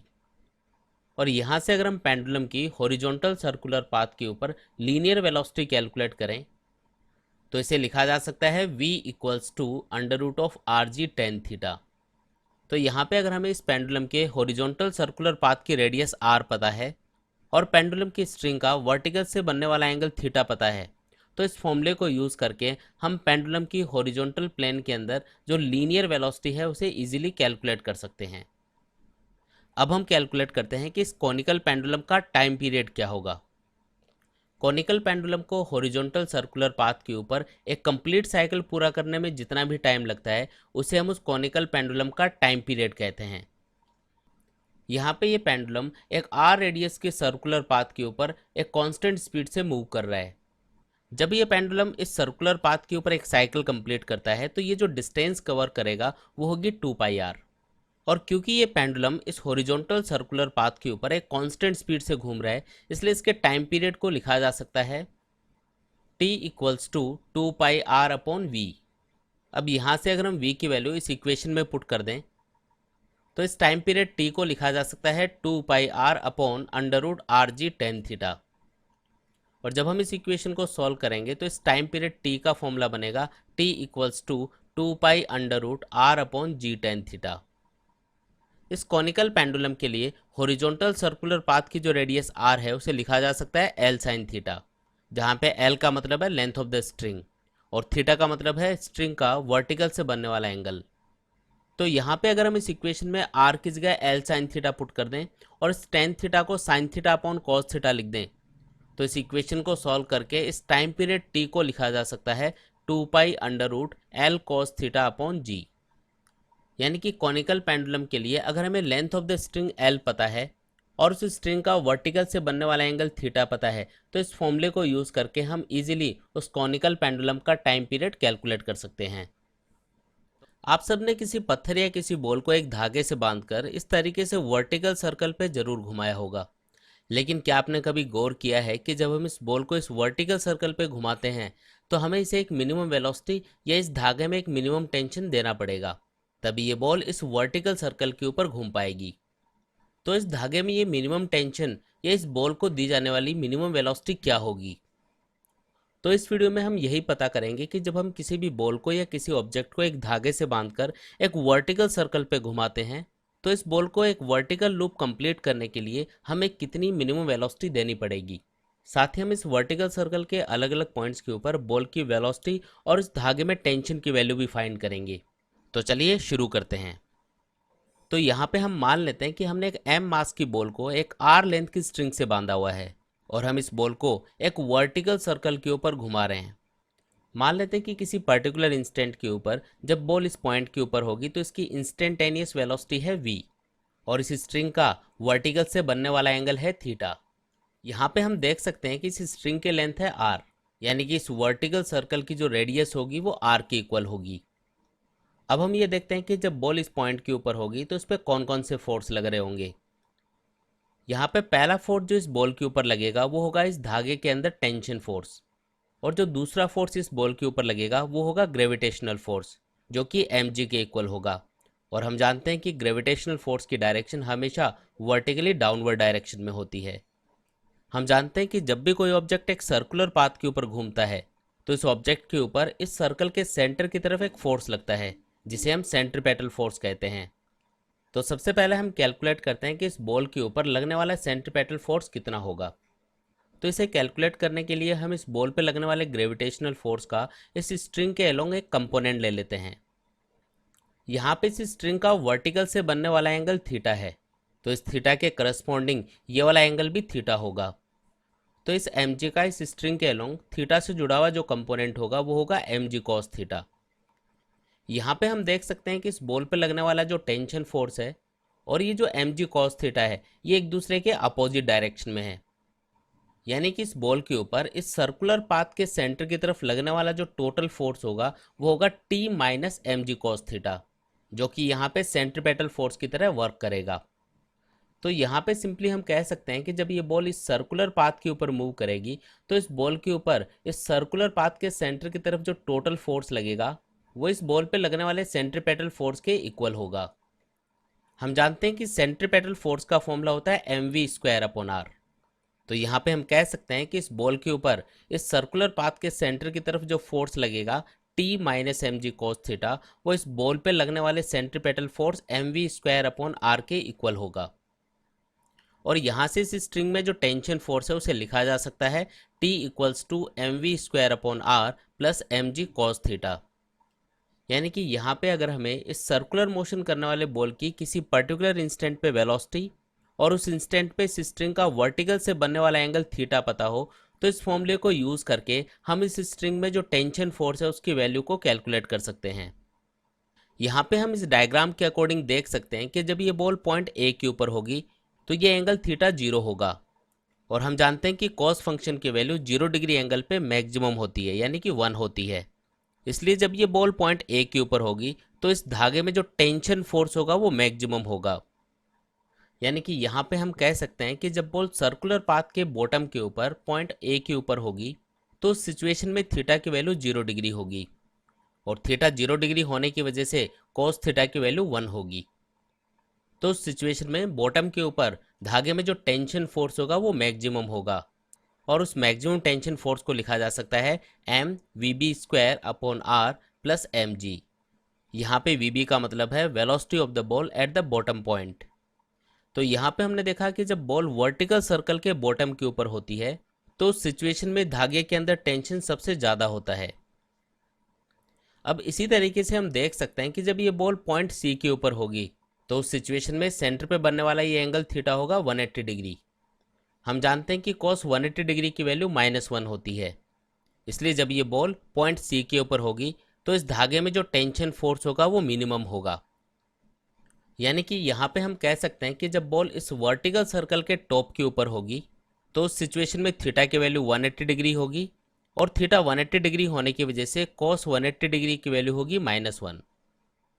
तो इस सिचुएशन में जब बॉल वर्टिकल सर्कल के टॉप के ऊपर होती है तो धागे में जो टेंशन फोर्स होगा वो मिनिमम होगा और इस मिनिमम टेंशन फोर्स को लिखा जा सकता है mvt²/r माइनस mg। यहाँ पे vt का मतलब है velocity of the ball at the top of the circular loop. तो यहाँ पे हम कह सकते हैं कि जब बॉल वर्टिकल सर्कल के बॉटम के ऊपर होती है तो धागे में टेंशन फोर्स मैक्सिमम होता है और जब बॉल वर्टिकल सर्कल के टॉप के ऊपर होगी तो धागे में टेंशन फोर्स की वैल्यू मिनिमम रहेगी। अब यहाँ पे इस इक्वेशन को रीअरेंज करके लिखा जा सकता है mvt²/r equal to t minimum plus mg। तो चलिए अब हम ये पता करते हैं कि इस बॉल को एक वर्टिकल सर्कुलर लूप कंप्लीट करने के लिए इस सर्कुलर लूप के टॉप पॉइंट के ऊपर इस धागे के अंदर मिनिमम टेंशन फोर्स कितना हो सकता है। तो देखिए यहाँ पे हमको याद रखना है कि ये जो बॉल है ये इस वर्टिकल सर्कुलर लूप पे तभी घूम पाती है जब इस धागे के अंदर टेंशन फोर्स होता है। अगर इस सर्कुलर लूप के किसी भी पॉइंट के ऊपर इस धागे में टेंशन फोर्स की वैल्यू 0 हो जाती है तो उस सिचुएशन में ये जो बॉल है ये वर्टिकल सर्कुलर लूप कंप्लीट नहीं कर पाएगी। यानी कि इस बॉल के इस वर्टिकल सर्कुलर मोशन के दौरान इस स्ट्रिंग के अंदर हर एक पॉइंट के ऊपर टेंशन होना जरूरी है। लेकिन यहाँ पे अगर हमें पूछा जाए कि इस बॉल के इस वर्टिकल सर्कुलर लूप को कंप्लीट करने के लिए इसके टॉप पॉइंट के ऊपर इस स्ट्रिंग में मिनिमम टेंशन फोर्स कितना हो सकता है, तो इसके लिए हमें याद रखना है कि इस बॉल को अगर ये वर्टिकल सर्कुलर लूप कंप्लीट करना है तो इसके टॉप पॉइंट के ऊपर जो मिनिमम टेंशन फोर्स होगा वो ऑलमोस्ट 0 हो सकता है। यानी कि बॉल के एक वर्टिकल सर्कुलर लूप कंप्लीट करने के लिए इसके टॉप पॉइंट के ऊपर जो धागे में टेंशन फोर्स है इसे हम ऑलमोस्ट 0 ले सकते हैं। तो उस सिचुएशन में इस वर्टिकल सर्कल के टॉप पॉइंट के ऊपर बॉल की जो वेलोसिटी होगी वो मिनिमम होगी। तो चलिए इस इक्वेशन को यूज़ करके कैलकुलेट करते हैं कि अगर इस बॉल को एक वर्टिकल सर्कुलर लूप कंप्लीट करना है तो इस लूप के टॉप पॉइंट के ऊपर इस बॉल की ये मिनिमम वेलोसिटी वी कितनी होगी। तो इसके लिए हम इस इक्वेशन में टी मिनिमम की वैल्यू 0 पुट कर देते हैं। तो इस इक्वेशन में टी मिनिमम की वैल्यू 0 पुट करने के बाद इक्वेशन बन जाती है mvt² इक्वल टू mg। यहाँ पे m दोनों साइड में कैंसिल हो जाएगा और इस इक्वेशन को सॉल्व करके velocity of the ball at the top point यानी vt को लिखा जा सकता है vt इक्वल्स टू √gr। तो यहाँ पे सिंपली हम कह सकते हैं कि अगर इस बॉल को एक वर्टिकल सर्कुलर लूप कंप्लीट करना है तो इस सर्कुलर लूप के टॉप पॉइंट के ऊपर स्ट्रिंग में जो टेंशन फोर्स होगा वो ऑलमोस्ट 0 रहेगा। साथ ही सर्कुलर लूप के टॉप पॉइंट के ऊपर बॉल की जो वेलोसिटी होगी वो मिनिमम होगी और इस मिनिमम वेलोसिटी को लिखा जा सकता है √gr। अब हम ये पता करते हैं कि इस वर्टिकल सर्कुलर लूप पे मोशन के दौरान जब ये बॉल पॉइंट ए के ऊपर होगी तो इस सर्कुलर लूप को कंप्लीट करने के लिए पॉइंट ए के ऊपर इसकी मिनिमम वेलोसिटी क्या होगी। तो अभी हमने कैलकुलेट किया है कि सर्कुलर लूप के टॉप पॉइंट सी के ऊपर बॉल की जो वेलोसिटी है वो होगी √gr। यहाँ से जब ये बॉल बॉटम की तरफ जाएगी तो इसकी काइनेटिक एनर्जी बढ़ती जाएगी और पोटेंशियल एनर्जी डिक्रीज होती जाएगी और जब ये बॉटम पॉइंट ए के ऊपर होगी तो इसकी पोटेंशियल एनर्जी मिनिमम होगी और काइनेटिक एनर्जी मैक्सिमम होगी। लेकिन एनर्जी कंजर्वेशन लॉ के अकॉर्डिंग जब ये बॉल पॉइंट ए या पॉइंट सी के ऊपर होगी तो इसकी जो टोटल मैकेनिकल एनर्जी है वो कांस्टेंट रहेगी। जब ये बॉल पॉइंट सी से पॉइंट ए की तरफ आएगी तो इसकी हाइट में जो कमी आएगी वो होगी 2r। तो अगर हम पॉइंट ए और पॉइंट सी के ऊपर इस बॉल के लिए एनर्जी कंजर्वेशन लॉ अप्लाई करें तो सर्कुलर लूप के टॉप पॉइंट के ऊपर बॉल की पोटेंशियल एनर्जी होगी mg इंटू 2r और टॉप पॉइंट के ऊपर बॉल की काइनेटिक एनर्जी होगी 1/2 mvt²। और बॉल की इस पोटेंशियल एनर्जी और काइनेटिक एनर्जी का जो सम होगा वो बॉटम पॉइंट के ऊपर बॉल की काइनेटिक एनर्जी 1/2 mvb² के इक्वल होगा। यहाँ पे हमने इस सर्कुलर लूप के बॉटम पॉइंट को ग्राउंड लेवल पे एज्यूम किया है, इसलिए बॉल की बॉटम पॉइंट के ऊपर जो पोटेंशियल एनर्जी है वो यहाँ पे 0 रहेगी। अब यहाँ पे हम जानते हैं कि अगर बॉल को एक वर्टिकल सर्कुलर लूप कंप्लीट करना है तो इसके टॉप पॉइंट के ऊपर बॉल की जो मिनिमम वेलोसिटी है वो होती है √gr। तो यहाँ से अगर हम vt की वैल्यू इस इक्वेशन में पुट कर दें तो इस इक्वेशन को लिखा जा सकता है 2mgr plus 1/2 mgr equal to 1/2 mvb²। यहाँ पे m दोनों साइड में कैंसिल हो जाएगा और इस इक्वेशन को सॉल्व करके लिखा जा सकता है vb इक्वल्स टू √5gr। यानी कि अगर बॉल को एक वर्टिकल सर्कुलर लूप कंप्लीट करना है तो इस सर्कुलर लूप के बॉटम पॉइंट के ऊपर बॉल की जो मिनिमम वेलोसिटी होगी वो √5gr के इक्वल होनी चाहिए। अगर बॉटम पॉइंट के ऊपर बॉल की वेलोसिटी इससे कम रहेगी तो ये बॉल एक वर्टिकल सर्कुलर लूप कंप्लीट नहीं कर पाएगी। अब हम पता करते हैं कि जब ये बॉल इस सर्कुलर लूप के बॉटम पॉइंट के ऊपर होगी तो इस धागे में टेंशन फोर्स कितना होगा। तो यहाँ पे हम देख सकते हैं कि जब ये बॉल बॉटम पॉइंट ए के ऊपर होगी तो इस पर लगने वाला जो ग्रेविटेशनल फोर्स होगा वो वर्टिकली डाउनवर्ड डायरेक्शन में होगा। साथ ही इस बॉल की वेलोसिटी की वजह से इस बॉल के ऊपर रेडियली आउटवर्ड डायरेक्शन में एक सेंट्रीफ्यूगल फोर्स भी लगेगा जिसकी वैल्यू होती है mv²/r। साथ ही इस बॉल के ऊपर एक टेंशन फोर्स भी लगेगा जो कि वर्टिकली अपवर्ड डायरेक्शन में होगा। यानी कि जब ये बॉल पॉइंट ए के ऊपर होगी तो इन फोर्सेस को बैलेंस करके लिखा जा सकता है T equals to mg plus mv²/r। तो यहाँ पे हमने देखा कि सर्कुलर मोशन करते हुए जब बॉल बॉटम पॉइंट के ऊपर पहुँचती है तो स्ट्रिंग में जो टेंशन फोर्स है उसे लिखा जा सकता है T equals to mg plus mvb²/r, जहाँ पे vb का मतलब है velocity of the ball at the bottom point. अब हम जानते हैं कि अगर बॉल को एक वर्टिकल सर्कुलर लूप कंप्लीट करना है तो बॉटम पॉइंट के ऊपर इसकी जो मिनिमम वेलोसिटी है वो होती है √5gr। तो अगर हम इस इक्वेशन में velocity of the ball at the bottom यानी कि vb की वैल्यू पुट कर दें तो इस इक्वेशन को लिखा जा सकता है T equals to mg plus m into 5gr/r। यहाँ पे r से r कैंसिल हो जाएगा और इस इक्वेशन को सॉल्व करके लिखा जा सकता है T इक्वल्स टू 6mg। यानी कि यहाँ पे हम कह सकते हैं कि अगर बॉल को एक वर्टिकल सर्कुलर लूप कंप्लीट करना है तो इस लूप के बॉटम पॉइंट के ऊपर धागे में जो टेंशन फोर्स है उसकी मिनिमम वैल्यू होनी चाहिए 6mg। अगर बॉटम पॉइंट के ऊपर धागे में जो टेंशन फोर्स है अगर वो इससे कम रहेगा तो जो बॉल है वो वर्टिकल सर्कुलर लूप कंप्लीट नहीं कर पाएगी। तो चलिए अब हम कैलकुलेट करते हैं कि वर्टिकल सर्कुलर लूप पे घूमते हुए जब ये बॉल पॉइंट बी या डी के ऊपर होगी तो इस धागे में टेंशन फोर्स और इन पॉइंट्स के ऊपर बॉल की वेलोसिटी क्या होगी। तो इसके लिए अगेन हम एनर्जी कंजर्वेशन लॉ यूज़ करेंगे। तो यहाँ पे इस डायग्राम के अकॉर्डिंग हम देख सकते हैं कि जब ये बॉल पॉइंट बी या डी के ऊपर होती है तो इस बॉल की इस बॉटम पॉइंट ए से हाइट होगी आर। साथ ही जैसे जैसे बॉल बॉटम पॉइंट ए से पॉइंट बी की तरफ बढ़ेगी इसकी काइनेटिक एनर्जी कम होती जाएगी और पोटेंशियल एनर्जी बढ़ती जाएगी। लेकिन इन दोनों ही पॉइंट्स ए और बी के ऊपर बॉल की जो टोटल मैकेनिकल एनर्जी है वो कांस्टेंट रहेगी। यहाँ पे हमको एक और बात ध्यान रखनी है कि जब बॉल बी या डी पॉइंट के ऊपर होती है तो इन दोनों ही पॉइंट्स के ऊपर बॉल की वेलोसिटी और स्ट्रिंग में जो टेंशन फोर्स है उसकी वैल्यू सेम रहेगी। तो चलिए सबसे पहले हम कैलकुलेट करते हैं कि अगर इस बॉल को एक वर्टिकल सर्कुलर लूप कंप्लीट करना है तो पॉइंट बी या डी के ऊपर इसकी मिनिमम वेलोसिटी कितनी होनी चाहिए। तो एनर्जी कंजर्वेशन लॉ से इस सर्कुलर लूप के बॉटम पॉइंट के ऊपर बॉल की काइनेटिक एनर्जी को लिखा जा सकता है 1/2 mv²। और जब बॉल बी या डी पॉइंट के ऊपर होगी तो उसकी काइनेटिक एनर्जी को लिखा जा सकता है 1/2 mv²। साथ ही बी या डी पॉइंट के ऊपर बॉल की जो पोटेंशियल एनर्जी होगी वो होगी mgr।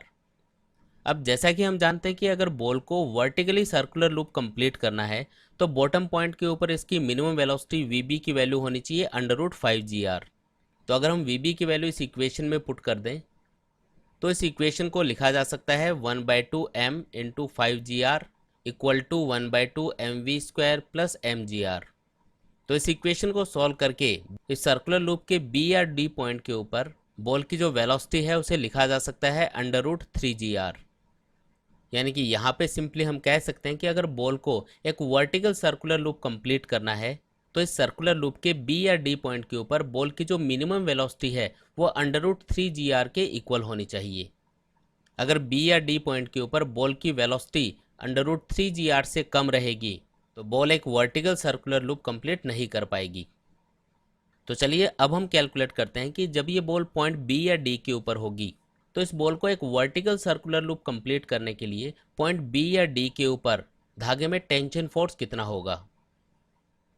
तो यहाँ पे इस डायग्राम के अकॉर्डिंग हम देख सकते हैं कि जब बॉल पॉइंट बी के ऊपर होगी तो इस बॉल के ऊपर इस सर्कुलर पाथ के सेंटर की तरफ एक टेंशन फोर्स लगेगा। साथ ही इस बॉल के ऊपर रेडियली आउटवर्ड डायरेक्शन में एक सेंट्रीफ्यूगल फोर्स mv²/r भी लगेगा। इन दोनों फोर्सेस के अलावा हॉरिजॉन्टल डायरेक्शन में और कोई भी फोर्स नहीं है। तो अगर हम पॉइंट बी के ऊपर इन दोनों फोर्सेस को बैलेंस करके लिखें तो हम कह सकते हैं कि बी या डी पॉइंट के ऊपर धागे में जो टेंशन फोर्स होगा वो बॉल पे लगने वाले सेंट्रीफ्यूगल फोर्स के इक्वल होगा।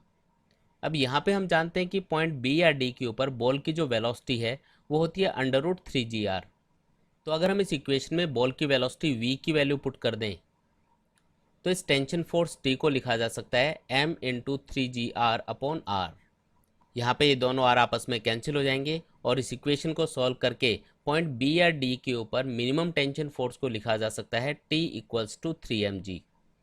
यानी कि अगर बॉल को एक वर्टिकल सर्कुलर लूप कंप्लीट करना है तो पॉइंट B या D के ऊपर स्ट्रिंग में जो मिनिमम टेंशन है उसकी वैल्यू 3mg के इक्वल होनी चाहिए।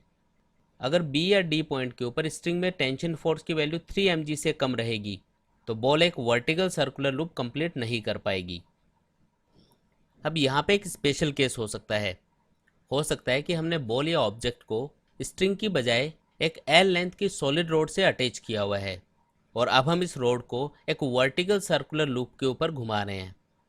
तो यहाँ पे आपको पूछा जा सकता है कि अगर इस रोड को एक वर्टिकल सर्कुलर लूप कंप्लीट करना है तो इस लूप के बॉटम पॉइंट के ऊपर बॉल की जो मिनिमम वेलोसिटी है वो कितनी होनी चाहिए।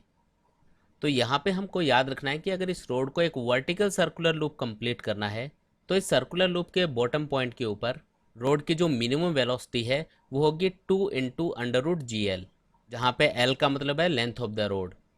साथ ही सिचुएशन में वर्टिकल सर्कुलर लूप के टॉप पॉइंट के ऊपर बॉल की जो मिनिमम वेलोसिटी है वो 0 रहेगी। तो यहाँ पे हमने देखा कि अगर हम किसी भी बॉल को एक धागे से बांधकर एक वर्टिकल सर्कुलर लूप के ऊपर घुमाते हैं तो अगर इस सर्कुलर लूप के टॉप पॉइंट के ऊपर धागे में जो टेंशन फोर्स है उसकी वैल्यू अगर 0 होगी तो बॉल एक क्रिटिकल वेलोसिटी से एक सर्कुलर लूप कंप्लीट करेगी। यहाँ पे क्रिटिकल वेलोसिटी की वो मिनिमम वैल्यू होती है जो बॉल को एक वर्टिकल सर्कुलर लूप कंप्लीट करने के लिए ज़रूरी होती है।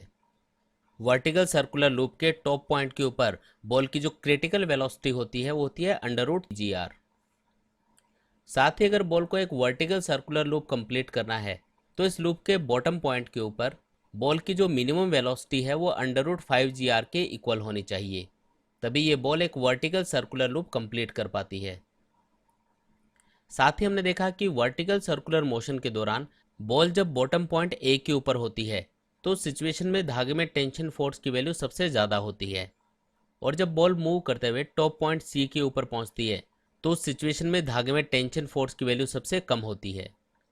साथ ही हमको याद रखना है कि वर्टिकल सर्कुलर लूप के ऊपर जो पॉइंट बी या डी होते हैं उन दोनों ही पॉइंट्स के ऊपर धागे में जो टेंशन फोर्स होगा वो इक्वल होगा।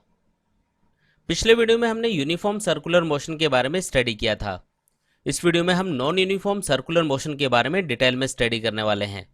तो चलिए शुरू करते हैं। तो मान लेते हैं कि एक m मास का पार्टिकल एक r रेडियस के सर्कुलर पाथ के ऊपर मूव कर रहा है।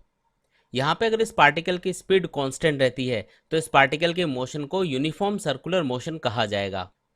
लेकिन अगर मोशन के दौरान इस पार्टिकल की स्पीड चेंज होती है, या तो स्पीड इंक्रीज हो रही हो या स्पीड डिक्रीज हो रही हो, तो इस सिचुएशन में इस पार्टिकल के मोशन को नॉन यूनिफॉर्म सर्कुलर मोशन कहा जाता है।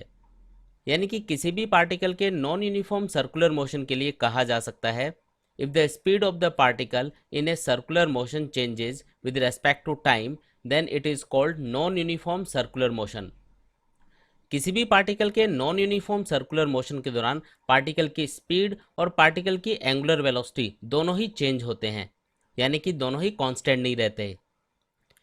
मान लेते हैं कि किसी इंस्टेंट के ऊपर जब ये पार्टिकल पॉइंट पी के ऊपर होता है तो इसकी लीनियर वेलोसिटी है v और इस पार्टिकल की एंगुलर वेलोसिटी है ओमेगा। तो उस सिचुएशन में पार्टिकल की लीनियर वेलोसिटी को लिखा जा सकता है v = r/ओमेगा। जब भी कोई पार्टिकल सर्कुलर मोशन करता है तो उसके दो एक्सेलरेशन हो सकते हैं। इनमें से पहला है सेंट्रीपेटल एक्सेलरेशन और दूसरा है टेंजेंशियल एक्सेलरेशन। इनमें से ये जो सेंट्रीपेटल एक्सेलरेशन है इसकी डायरेक्शन हमेशा इस सर्कुलर पाथ के सेंटर की तरफ होती है, और किसी भी पार्टिकल के सर्कुलर मोशन करने के लिए ये सेंट्रीपेटल एक्सेलरेशन होना जरूरी होता है। यहाँ पे दूसरा एक्सेलरेशन है टेंजेंशियल एक्सेलरेशन। अगर सर्कुलर मोशन के दौरान पार्टिकल की स्पीड चेंज होती है तो उसका टेंजेंशियल एक्सेलरेशन भी होगा, लेकिन अगर सर्कुलर मोशन के दौरान पार्टिकल की स्पीड कांस्टेंट रहती है तो उसका टेंजेंशियल एक्सेलरेशन 0 रहेगा। पार्टिकल के इस टेंजेंशियल एक्सेलरेशन का फॉर्मूला होता है AT = अल्फा क्रॉस r। यहाँ पे अल्फा का मतलब होता है इस सर्कुलर मोशन करने वाले पार्टिकल का एंगुलर एक्सेलरेशन, और इस r वेक्टर का मतलब है ओरिजिन के रेस्पेक्ट में इस पार्टिकल का पोजीशन वेक्टर। यहाँ पे हमको याद रखना है कि सर्कुलर मोशन के दौरान अगर पार्टिकल की स्पीड कांस्टेंट होती है तो उसका टेंजेंशियल एक्सेलरेशन 0 होगा, लेकिन अगर इस पार्टिकल की स्पीड कंटिन्यूसली इंक्रीज हो रही है तो इस टेंजेंशियल एक्सेलरेशन की जो डायरेक्शन होती है वो हमेशा इस पार्टिकल की वेलोसिटी के अलोंग होती है। लेकिन अगर इस सर्कुलर मोशन के दौरान पार्टिकल की स्पीड कंटिन्यूसली डिक्रीज हो रही है तो पार्टिकल के इस टेंजेंशियल एक्सेलरेशन की डायरेक्शन वेलोसिटी के अपोजिट डायरेक्शन में होगी। यानी कि यहाँ पे हम देख सकते हैं कि इस टेंजेंशियल एक्सेलरेशन की डायरेक्शन हमेशा इस सर्कुलर पाथ पे टेंजेंट के अलोंग होती है, और इसीलिए इसे हम टेंजेंशियल एक्सेलरेशन कहते हैं। अब हम देखते हैं कि इस पार्टिकल पे लगने वाला टेंजेंशियल फोर्स कितना होगा।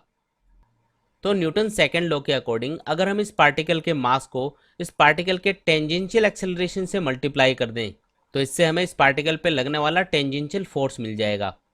यानी कि इस सर्कुलर मोशन करने वाले पार्टिकल पे लगने वाले टेंजेंशियल फोर्स को लिखा जा सकता है Ft = m/at। यहाँ पे at का मतलब है पार्टिकल का टेंजेंशियल एक्सेलरेशन। अब इसी तरीके से हम देखते हैं कि सर्कुलर मोशन करने वाले पार्टिकल का सेंट्रीपेटल एक्सेलरेशन क्या होगा। देखिए, जब भी कोई पार्टिकल सर्कुलर मोशन करता है तो इसके सेंट्रीपेटल एक्सेलरेशन को लिखा जा सकता है AC = ओमेगा क्रॉस v। यहाँ पे ओमेगा का मतलब है इस सर्कुलर मोशन करने वाले पार्टिकल की एंगुलर वेलोसिटी, और v का मतलब है इस पार्टिकल की लीनियर वेलोसिटी। हम जानते हैं कि सर्कुलर मोशन के दौरान पार्टिकल की एंगुलर वेलोसिटी और लीनियर वेलोसिटी एक दूसरे के परपेंडिकुलर होते हैं। इसलिए इस सेंट्रीपेटल एक्सेलरेशन के मैग्नीट्यूड को लिखा जा सकता है ओमेगा इंटू वी।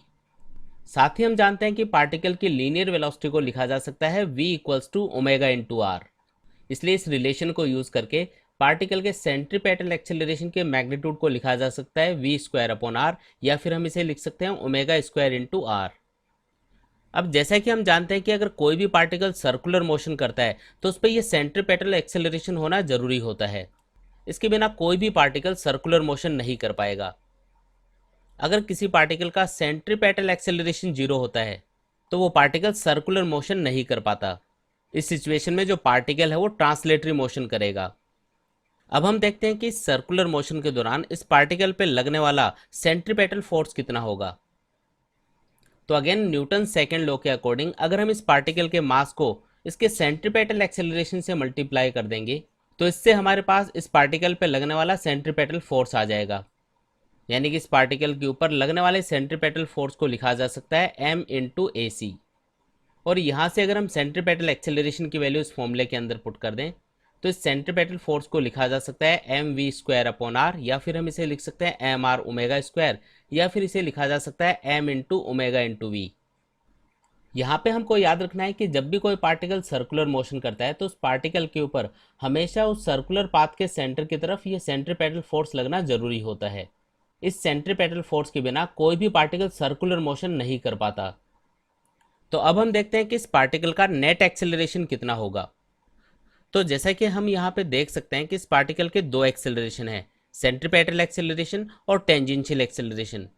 और ये दोनों ही एक्सेलरेशन हमेशा एक दूसरे के परपेंडिकुलर होते हैं। और किसी भी इंस्टेंट पे इस पार्टिकल का जो टोटल एक्सेलरेशन होगा वो इस पार्टिकल के टेंजेंशियल एक्सेलरेशन और सेंट्रीपेटल एक्सेलरेशन के वेक्टर एडिशन के इक्वल होगा। साथ ही यहाँ पे हम देख सकते हैं कि ये दोनों एक्सेलरेशन, टेंजेंशियल एक्सेलरेशन और सेंट्रीपेटल एक्सेलरेशन, ये एक दूसरे के परपेंडिकुलर हैं। इसलिए इस पार्टिकल के नेट एक्सेलरेशन के मैग्नीट्यूड को लिखा जा सकता है a equals to under root of A C square plus A T square. यहाँ पे अगर आपको याद हो तो जब भी कोई पार्टिकल यूनिफॉर्म सर्कुलर मोशन करता है, यानी कि पार्टिकल की स्पीड अगर कांस्टेंट होती है, तो पार्टिकल का ये टेंजेंशियल एक्सेलरेशन जीरो होगा। और उस सिचुएशन में पार्टिकल का जो नेट एक्सेलरेशन है वो पार्टिकल के सेंट्रीपेटल एक्सेलरेशन के इक्वल होता है। लेकिन नॉन यूनिफॉर्म सर्कुलर मोशन के दौरान पार्टिकल का टेंजेंशियल एक्सेलरेशन भी होगा। इसलिए पार्टिकल का जो नेट एक्सेलरेशन है वो पार्टिकल के टेंजेंशियल एक्सेलरेशन और सेंट्रीपेटल एक्सेलरेशन के वेक्टर एडिशन के इक्वल लिखा जाएगा। तो अब हम देखते हैं कि इस पार्टिकल पर लगने वाला नेट फोर्स कितना होगा। तो अगेन अगर हम इस पार्टिकल के मास को इस पार्टिकल के नेट एक्सेलरेशन ए से मल्टीप्लाई कर देंगे तो इससे हमारे पास इस पार्टिकल पर लगने वाला टोटल फोर्स आ जाएगा। यानी कि इस पार्टिकल पे लगने वाला टोटल फोर्स होगा m इंटू ए। और अगर हम इस इक्वेशन में पार्टिकल के नेट एक्सेलरेशन की वैल्यू पुट कर दें तो पार्टिकल पे लगने वाले टोटल फोर्स को लिखा जा सकता है F equals to m into under root of A T square plus A C square. अब हम पता करते हैं कि इस नेट एक्सेलरेशन का इस सेंट्रीपेटल एक्सेलरेशन से बनने वाला ये एंगल थीटा कितना होगा।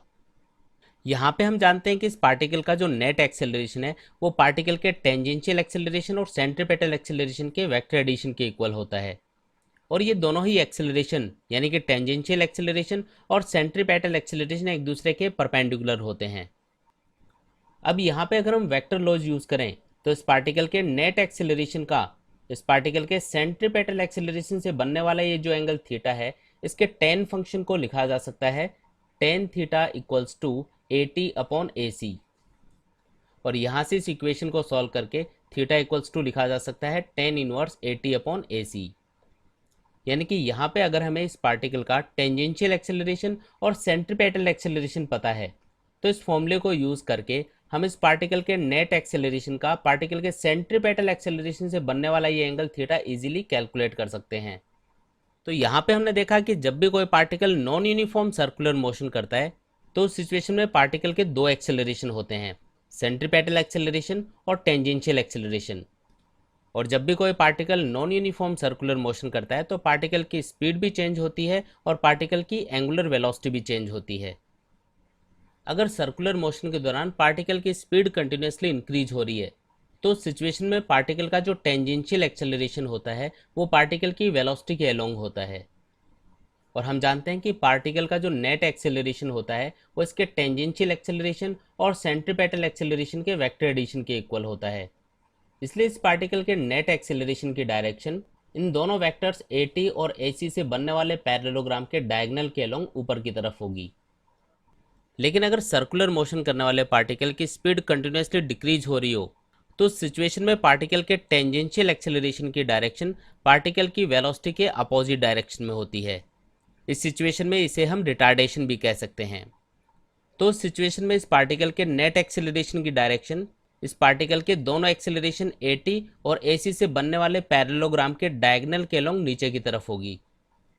यानी कि यहाँ पे हमको याद रखना है कि अगर हम सर्कुलर मोशन करने वाले पार्टिकल का नेट एक्सेलरेशन कैलकुलेट कर रहे हैं तो इस नेट एक्सेलरेशन की डायरेक्शन पार्टिकल के टेंजेंशियल और सेंट्रीपेटल एक्सेलरेशन की डायरेक्शन के ऊपर डिपेंड करती है। पार्टिकल का जो नेट एक्सेलरेशन होता है वो पार्टिकल के टेंजेंशियल एक्सेलरेशन और सेंट्रीपेटल एक्सेलरेशन के वेक्टर एडिशन के इक्वल होता है। जब भी कोई पार्टिकल सर्कुलर मोशन करता है, चाहे वो यूनिफॉर्म सर्कुलर मोशन हो या non uniform circular motion, particle का सेंट्रीपेटल एक्सेलरेशन हमेशा पार्टिकल की वेलोसिटी या डिस्प्लेसमेंट के परपेंडिकुलर होता है। यानी कि सर्कुलर मोशन के दौरान पार्टिकल पे लगने वाला सेंट्रीपेटल फोर्स भी पार्टिकल की वेलोसिटी या डिस्प्लेसमेंट के हमेशा परपेंडिकुलर रहेगा। अब यहाँ पे क्योंकि सेंट्रीपेटल फोर्स और पार्टिकल के डिस्प्लेसमेंट की डायरेक्शन एक दूसरे के परपेंडिकुलर है, इसलिए इस सेंट्रीपेटल फोर्स के थ्रू जो वर्क डन होगा वो हमेशा जीरो रहेगा। यानी कि सिंपली हम कह सकते हैं कि किसी भी पार्टिकल के यूनिफॉर्म या नॉन यूनिफॉर्म सर्कुलर मोशन के दौरान पार्टिकल पे लगने वाले सेंट्रीपेटल फोर्स के थ्रू जो वर्क डन होता है वो हमेशा जीरो होता है। लेकिन जब भी कोई particle non uniform circular motion करता है तो उस पार्टिकल का एक टेंजेंशियल एक्सेलरेशन भी होता है और उस पार्टिकल पे टेंजेंशियली एक फोर्स भी लगता है। अगर पार्टिकल की स्पीड इंक्रीज हो रही है तो पार्टिकल पे लगने वाले टेंजेंशियल फोर्स की डायरेक्शन पार्टिकल के डिस्प्लेसमेंट के अलोंग होगी।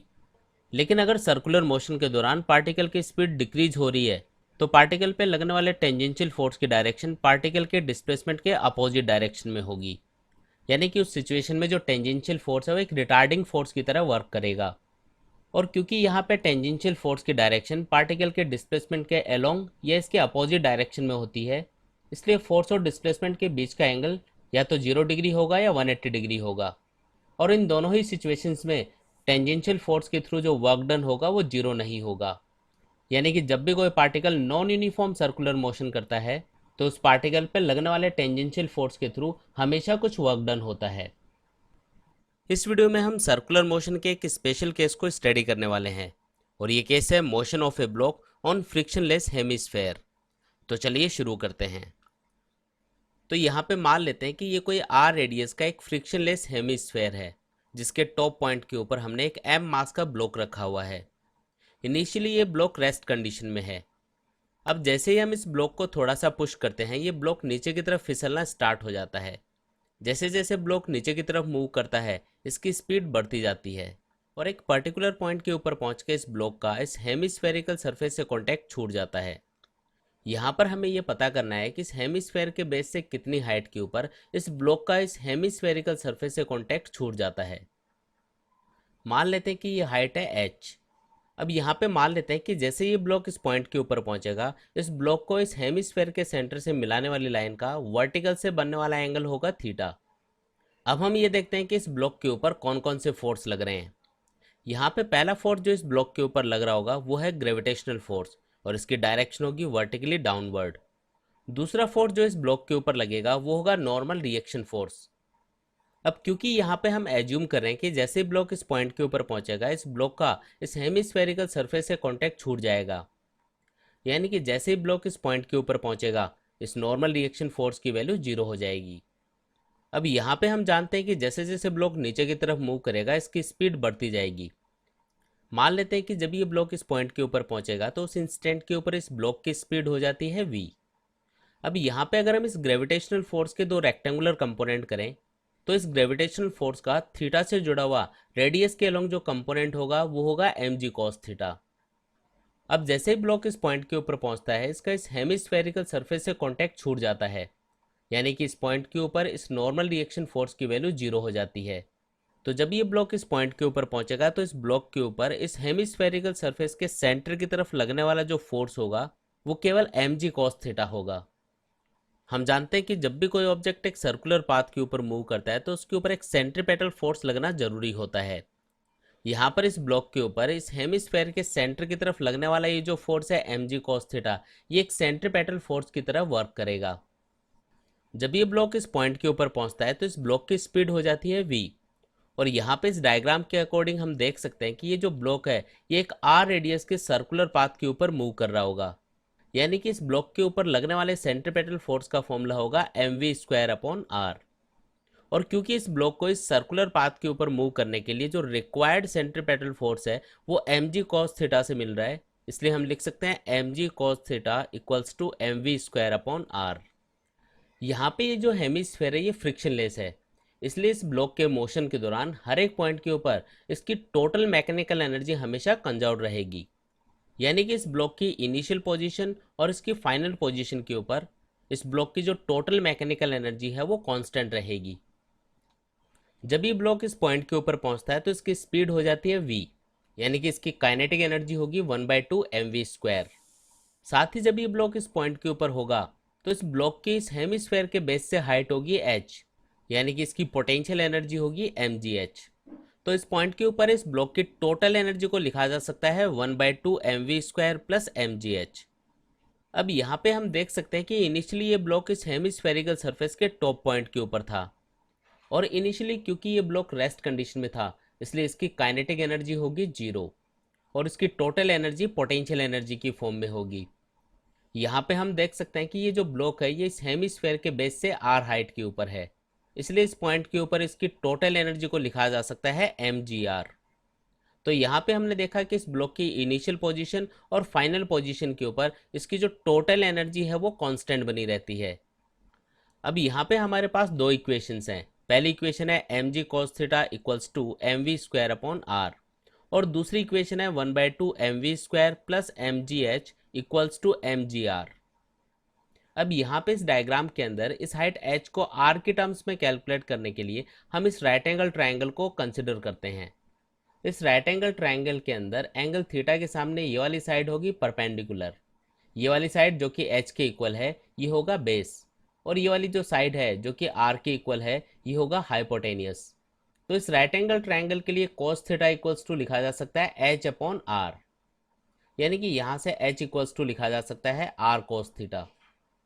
तो यहाँ से हम इस इक्वेशन के अंदर cos थीटा की जगह h/r पुट कर सकते हैं, और इसके बाद अगर हम इन दोनों इक्वेशंस को सॉल्व करें तो सॉल्व करने पे h की वैल्यू निकल के आती है 2/3 इंटू r। यानी कि जब ये ब्लॉक इस फ्रिक्शनलेस हेमिस्फेयर के बेस से 2/3 इंटू r हाइट के ऊपर होगा तो इस ब्लॉक का इस हेमिस्फेरिकल सरफेस से कॉन्टैक्ट छूट जाएगा, और उसके बाद ये ब्लॉक एक पैराबोलिक पाथ के ऊपर मूव करता हुआ नीचे की तरफ गिरेगा। यहाँ पर अगर हमें इस हेमिस्फेयर की रेडियस r पता हो तो इस फॉर्मूले को यूज़ करके हम ये हाइट h इजीली कैलकुलेट कर सकते हैं। इस वीडियो में हम बात करने वाले हैं बेंडिंग ऑफ साइक्लिस्ट फिनोमेना के बारे में। आप सब लोगों ने कभी न कभी साइकिल तो ज़रूर चलाई होगी, और आपने गौर किया होगा कि जब हम एक सर्कुलर टर्न के ऊपर मूव करते हैं तो हमें थोड़ा सा बेंड होना पड़ता है। तो ऐसा क्यों होता है, इस वीडियो में हम यही पता लगाने वाले हैं, और साथ ही हम पता लगाएंगे कि ये जो बेंडिंग एंगल थीटा है ये किन किन पैरामीटर्स के ऊपर डिपेंड करता है। हम जानते हैं कि जब भी कोई ऑब्जेक्ट सर्कुलर पाथ के ऊपर मूव करता है तो इस ऑब्जेक्ट के ऊपर इस सर्कुलर पाथ के सेंटर की तरफ एक फोर्स लगना जरूरी होता है। इस फोर्स को हम सेंट्रीपेटल फोर्स कहते हैं। फॉर एग्जाम्पल, जब एक इलेक्ट्रॉन न्यूक्लियस के चारों तरफ चक्कर लगाता है तो इस इलेक्ट्रॉन और न्यूक्लियस के बीच में लगने वाला ये जो इलेक्ट्रोस्टैटिक फोर्स है ये यहाँ पे सेंट्रीपेटल फोर्स की तरह वर्क करता है। इसी तरह जब हम साइकिल चलाते हुए एक सर्कुलर टर्न के ऊपर मूव करते हैं तो इस साइकिल के ऊपर भी इस सर्कुलर टर्न के सेंटर की तरफ एक सेंट्रीपेटल फोर्स लगना जरूरी होता है। इस सेंट्रीपेटल फोर्स के बिना ये साइकिल इस सर्कुलर टर्न के ऊपर मूव नहीं कर पाएगी। मान लेते हैं कि यहाँ पे रोड और इस साइकिल के टायर्स के बीच में जो फ्रिक्शन फोर्स है वो नेग्लिजिबल है। तो इस कंडीशन में इस साइकिल को इस सर्कुलर टर्न पे मूव करने के लिए नेसेसरी सेंट्रीपेटल फोर्स कहाँ से मिलेगा। तो इसके लिए सबसे पहले हम ये देखते हैं कि साइकिल के ऊपर कौन कौन से फोर्स लग रहे हैं। इस साइकिल पे पहला फोर्स जो लगेगा वो है ग्रेविटेशनल फोर्स mg, और हम जानते हैं कि इस ग्रेविटेशनल फोर्स की डायरेक्शन वर्टिकली डाउनवर्ड होती है। दूसरा फोर्स जो इस साइकिल के ऊपर लगेगा वो होगा नॉर्मल रिएक्शन फोर्स, जिसे हमने यहाँ पे आर से रिप्रेजेंट किया है। अब यहाँ पे हम देख सकते हैं कि इस ग्रेविटेशनल फोर्स mg की डायरेक्शन वर्टिकली डाउनवर्ड है, यानी कि हॉरिजॉन्टल डायरेक्शन में इसका कोई भी कंपोनेंट नहीं होगा। लेकिन यहाँ पे अगर हम इस रिएक्शन फोर्स के वर्टिकल और हॉरिजॉन्टल डायरेक्शन में दो कंपोनेंट्स करें, तो इस नॉर्मल रिएक्शन का जो हॉरिजॉन्टल कंपोनेंट होगा वो इस साइकिल को इस सर्कुलर टर्न पे मूव करने के लिए नेसेसरी सेंट्रीपेटल फोर्स प्रोवाइड करवाएगा। इस नॉर्मल रिएक्शन का थीटा से जुड़ा हुआ जो वर्टिकल कंपोनेंट होगा वो होगा आर कोस थीटा, और हॉरिजॉन्टल डायरेक्शन में इस नॉर्मल रिएक्शन फोर्स का जो दूसरा कंपोनेंट होगा वो होगा आर साइन थीटा। अब यहाँ पे हम देख सकते हैं कि इस नॉर्मल रिएक्शन का ये जो कंपोनेंट है आर कोस थीटा, ये ग्रेविटेशनल फोर्स mg को बैलेंस करेगा, जबकि इस नॉर्मल रिएक्शन का ये जो दूसरा कंपोनेंट है आर साइन थीटा, ये इस साइकिल को इस सर्कुलर टर्न पे मूव करने के लिए नेसेसरी सेंट्रीपेटल फोर्स प्रोवाइड करवाएगा। तो यहाँ पे अगर हम इन फोर्सेस को बैलेंस करके लिखें, तो यहाँ पे इस नॉर्मल रिएक्शन का ये जो हॉरिजॉन्टल कंपोनेंट है आर साइन थीटा, ये इस साइकिल पे लगने वाले सेंट्रीपेटल फोर्स mv² के इक्वल होगा। साथ ही इस नॉर्मल रिएक्शन का ये जो कंपोनेंट है आर कोस थीटा, ये इस साइकिल पे लगने वाले ग्रेविटेशनल फोर्स mg के इक्वल होगा। यानी कि यहाँ पे हमारे पास दो इक्वेशंस हैं, R sine theta equals to mv² और दूसरी इक्वेशन है R cos theta equals to mg। अब अगर हम इन दोनों इक्वेशंस को डिवाइड करके लिखें, तो ये आर आपस में कैंसिल हो जाएंगे और इस sine theta upon cos theta को लिखा जा सकता है टेन थीटा। साथ ही डिवाइड करने से ये m भी कैंसिल हो जाएंगे और इन इक्वेशंस को डिवाइड करके लिखा जा सकता है v²/rg। यानी कि इन दोनों इक्वेशंस को डिवाइड करने से हमारे पास इक्वेशन आ गई ten theta equals to v²/rg।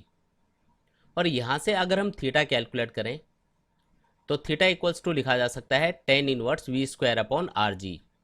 अब यहाँ पे इस फॉर्मूले के अकॉर्डिंग हम देख सकते हैं कि साइक्लिस्ट की स्पीड जितनी ज़्यादा होगी, उस साइक्लिस्ट को ये बेंडिंग एंगल थीटा भी उतना ही ज़्यादा रखना पड़ेगा। साथ ही सर्कुलर टर्न की रेडियस आर जितनी ज़्यादा होगी, इस साइक्लिस्ट को बेंडिंग एंगल थीटा उतना ही कम रखना पड़ेगा। तो यहाँ पे अगर हमें इस साइक्लिस्ट की स्पीड और इस सर्कुलर टर्न की रेडियस स्मॉल आर पता हो, तो इस फॉर्मूले को यूज़ करके हम ये bending angle theta easily calculate कर सकते हैं। तो गाइज आई होप आप लोगों को ये टॉपिक अच्छे से समझ में आया होगा। फिर भी अगर आपको इस टॉपिक से रिलेटेड कोई भी डाउट्स हैं तो आप नीचे कमेंट बॉक्स में कमेंट करके पूछ सकते हैं। मैं आपके कमेंट्स और डाउट्स का ज़रूर रिप्लाई करूँगा। तो मिलते हैं एक न्यू वीडियो के साथ, तब तक के लिए take care and good bye.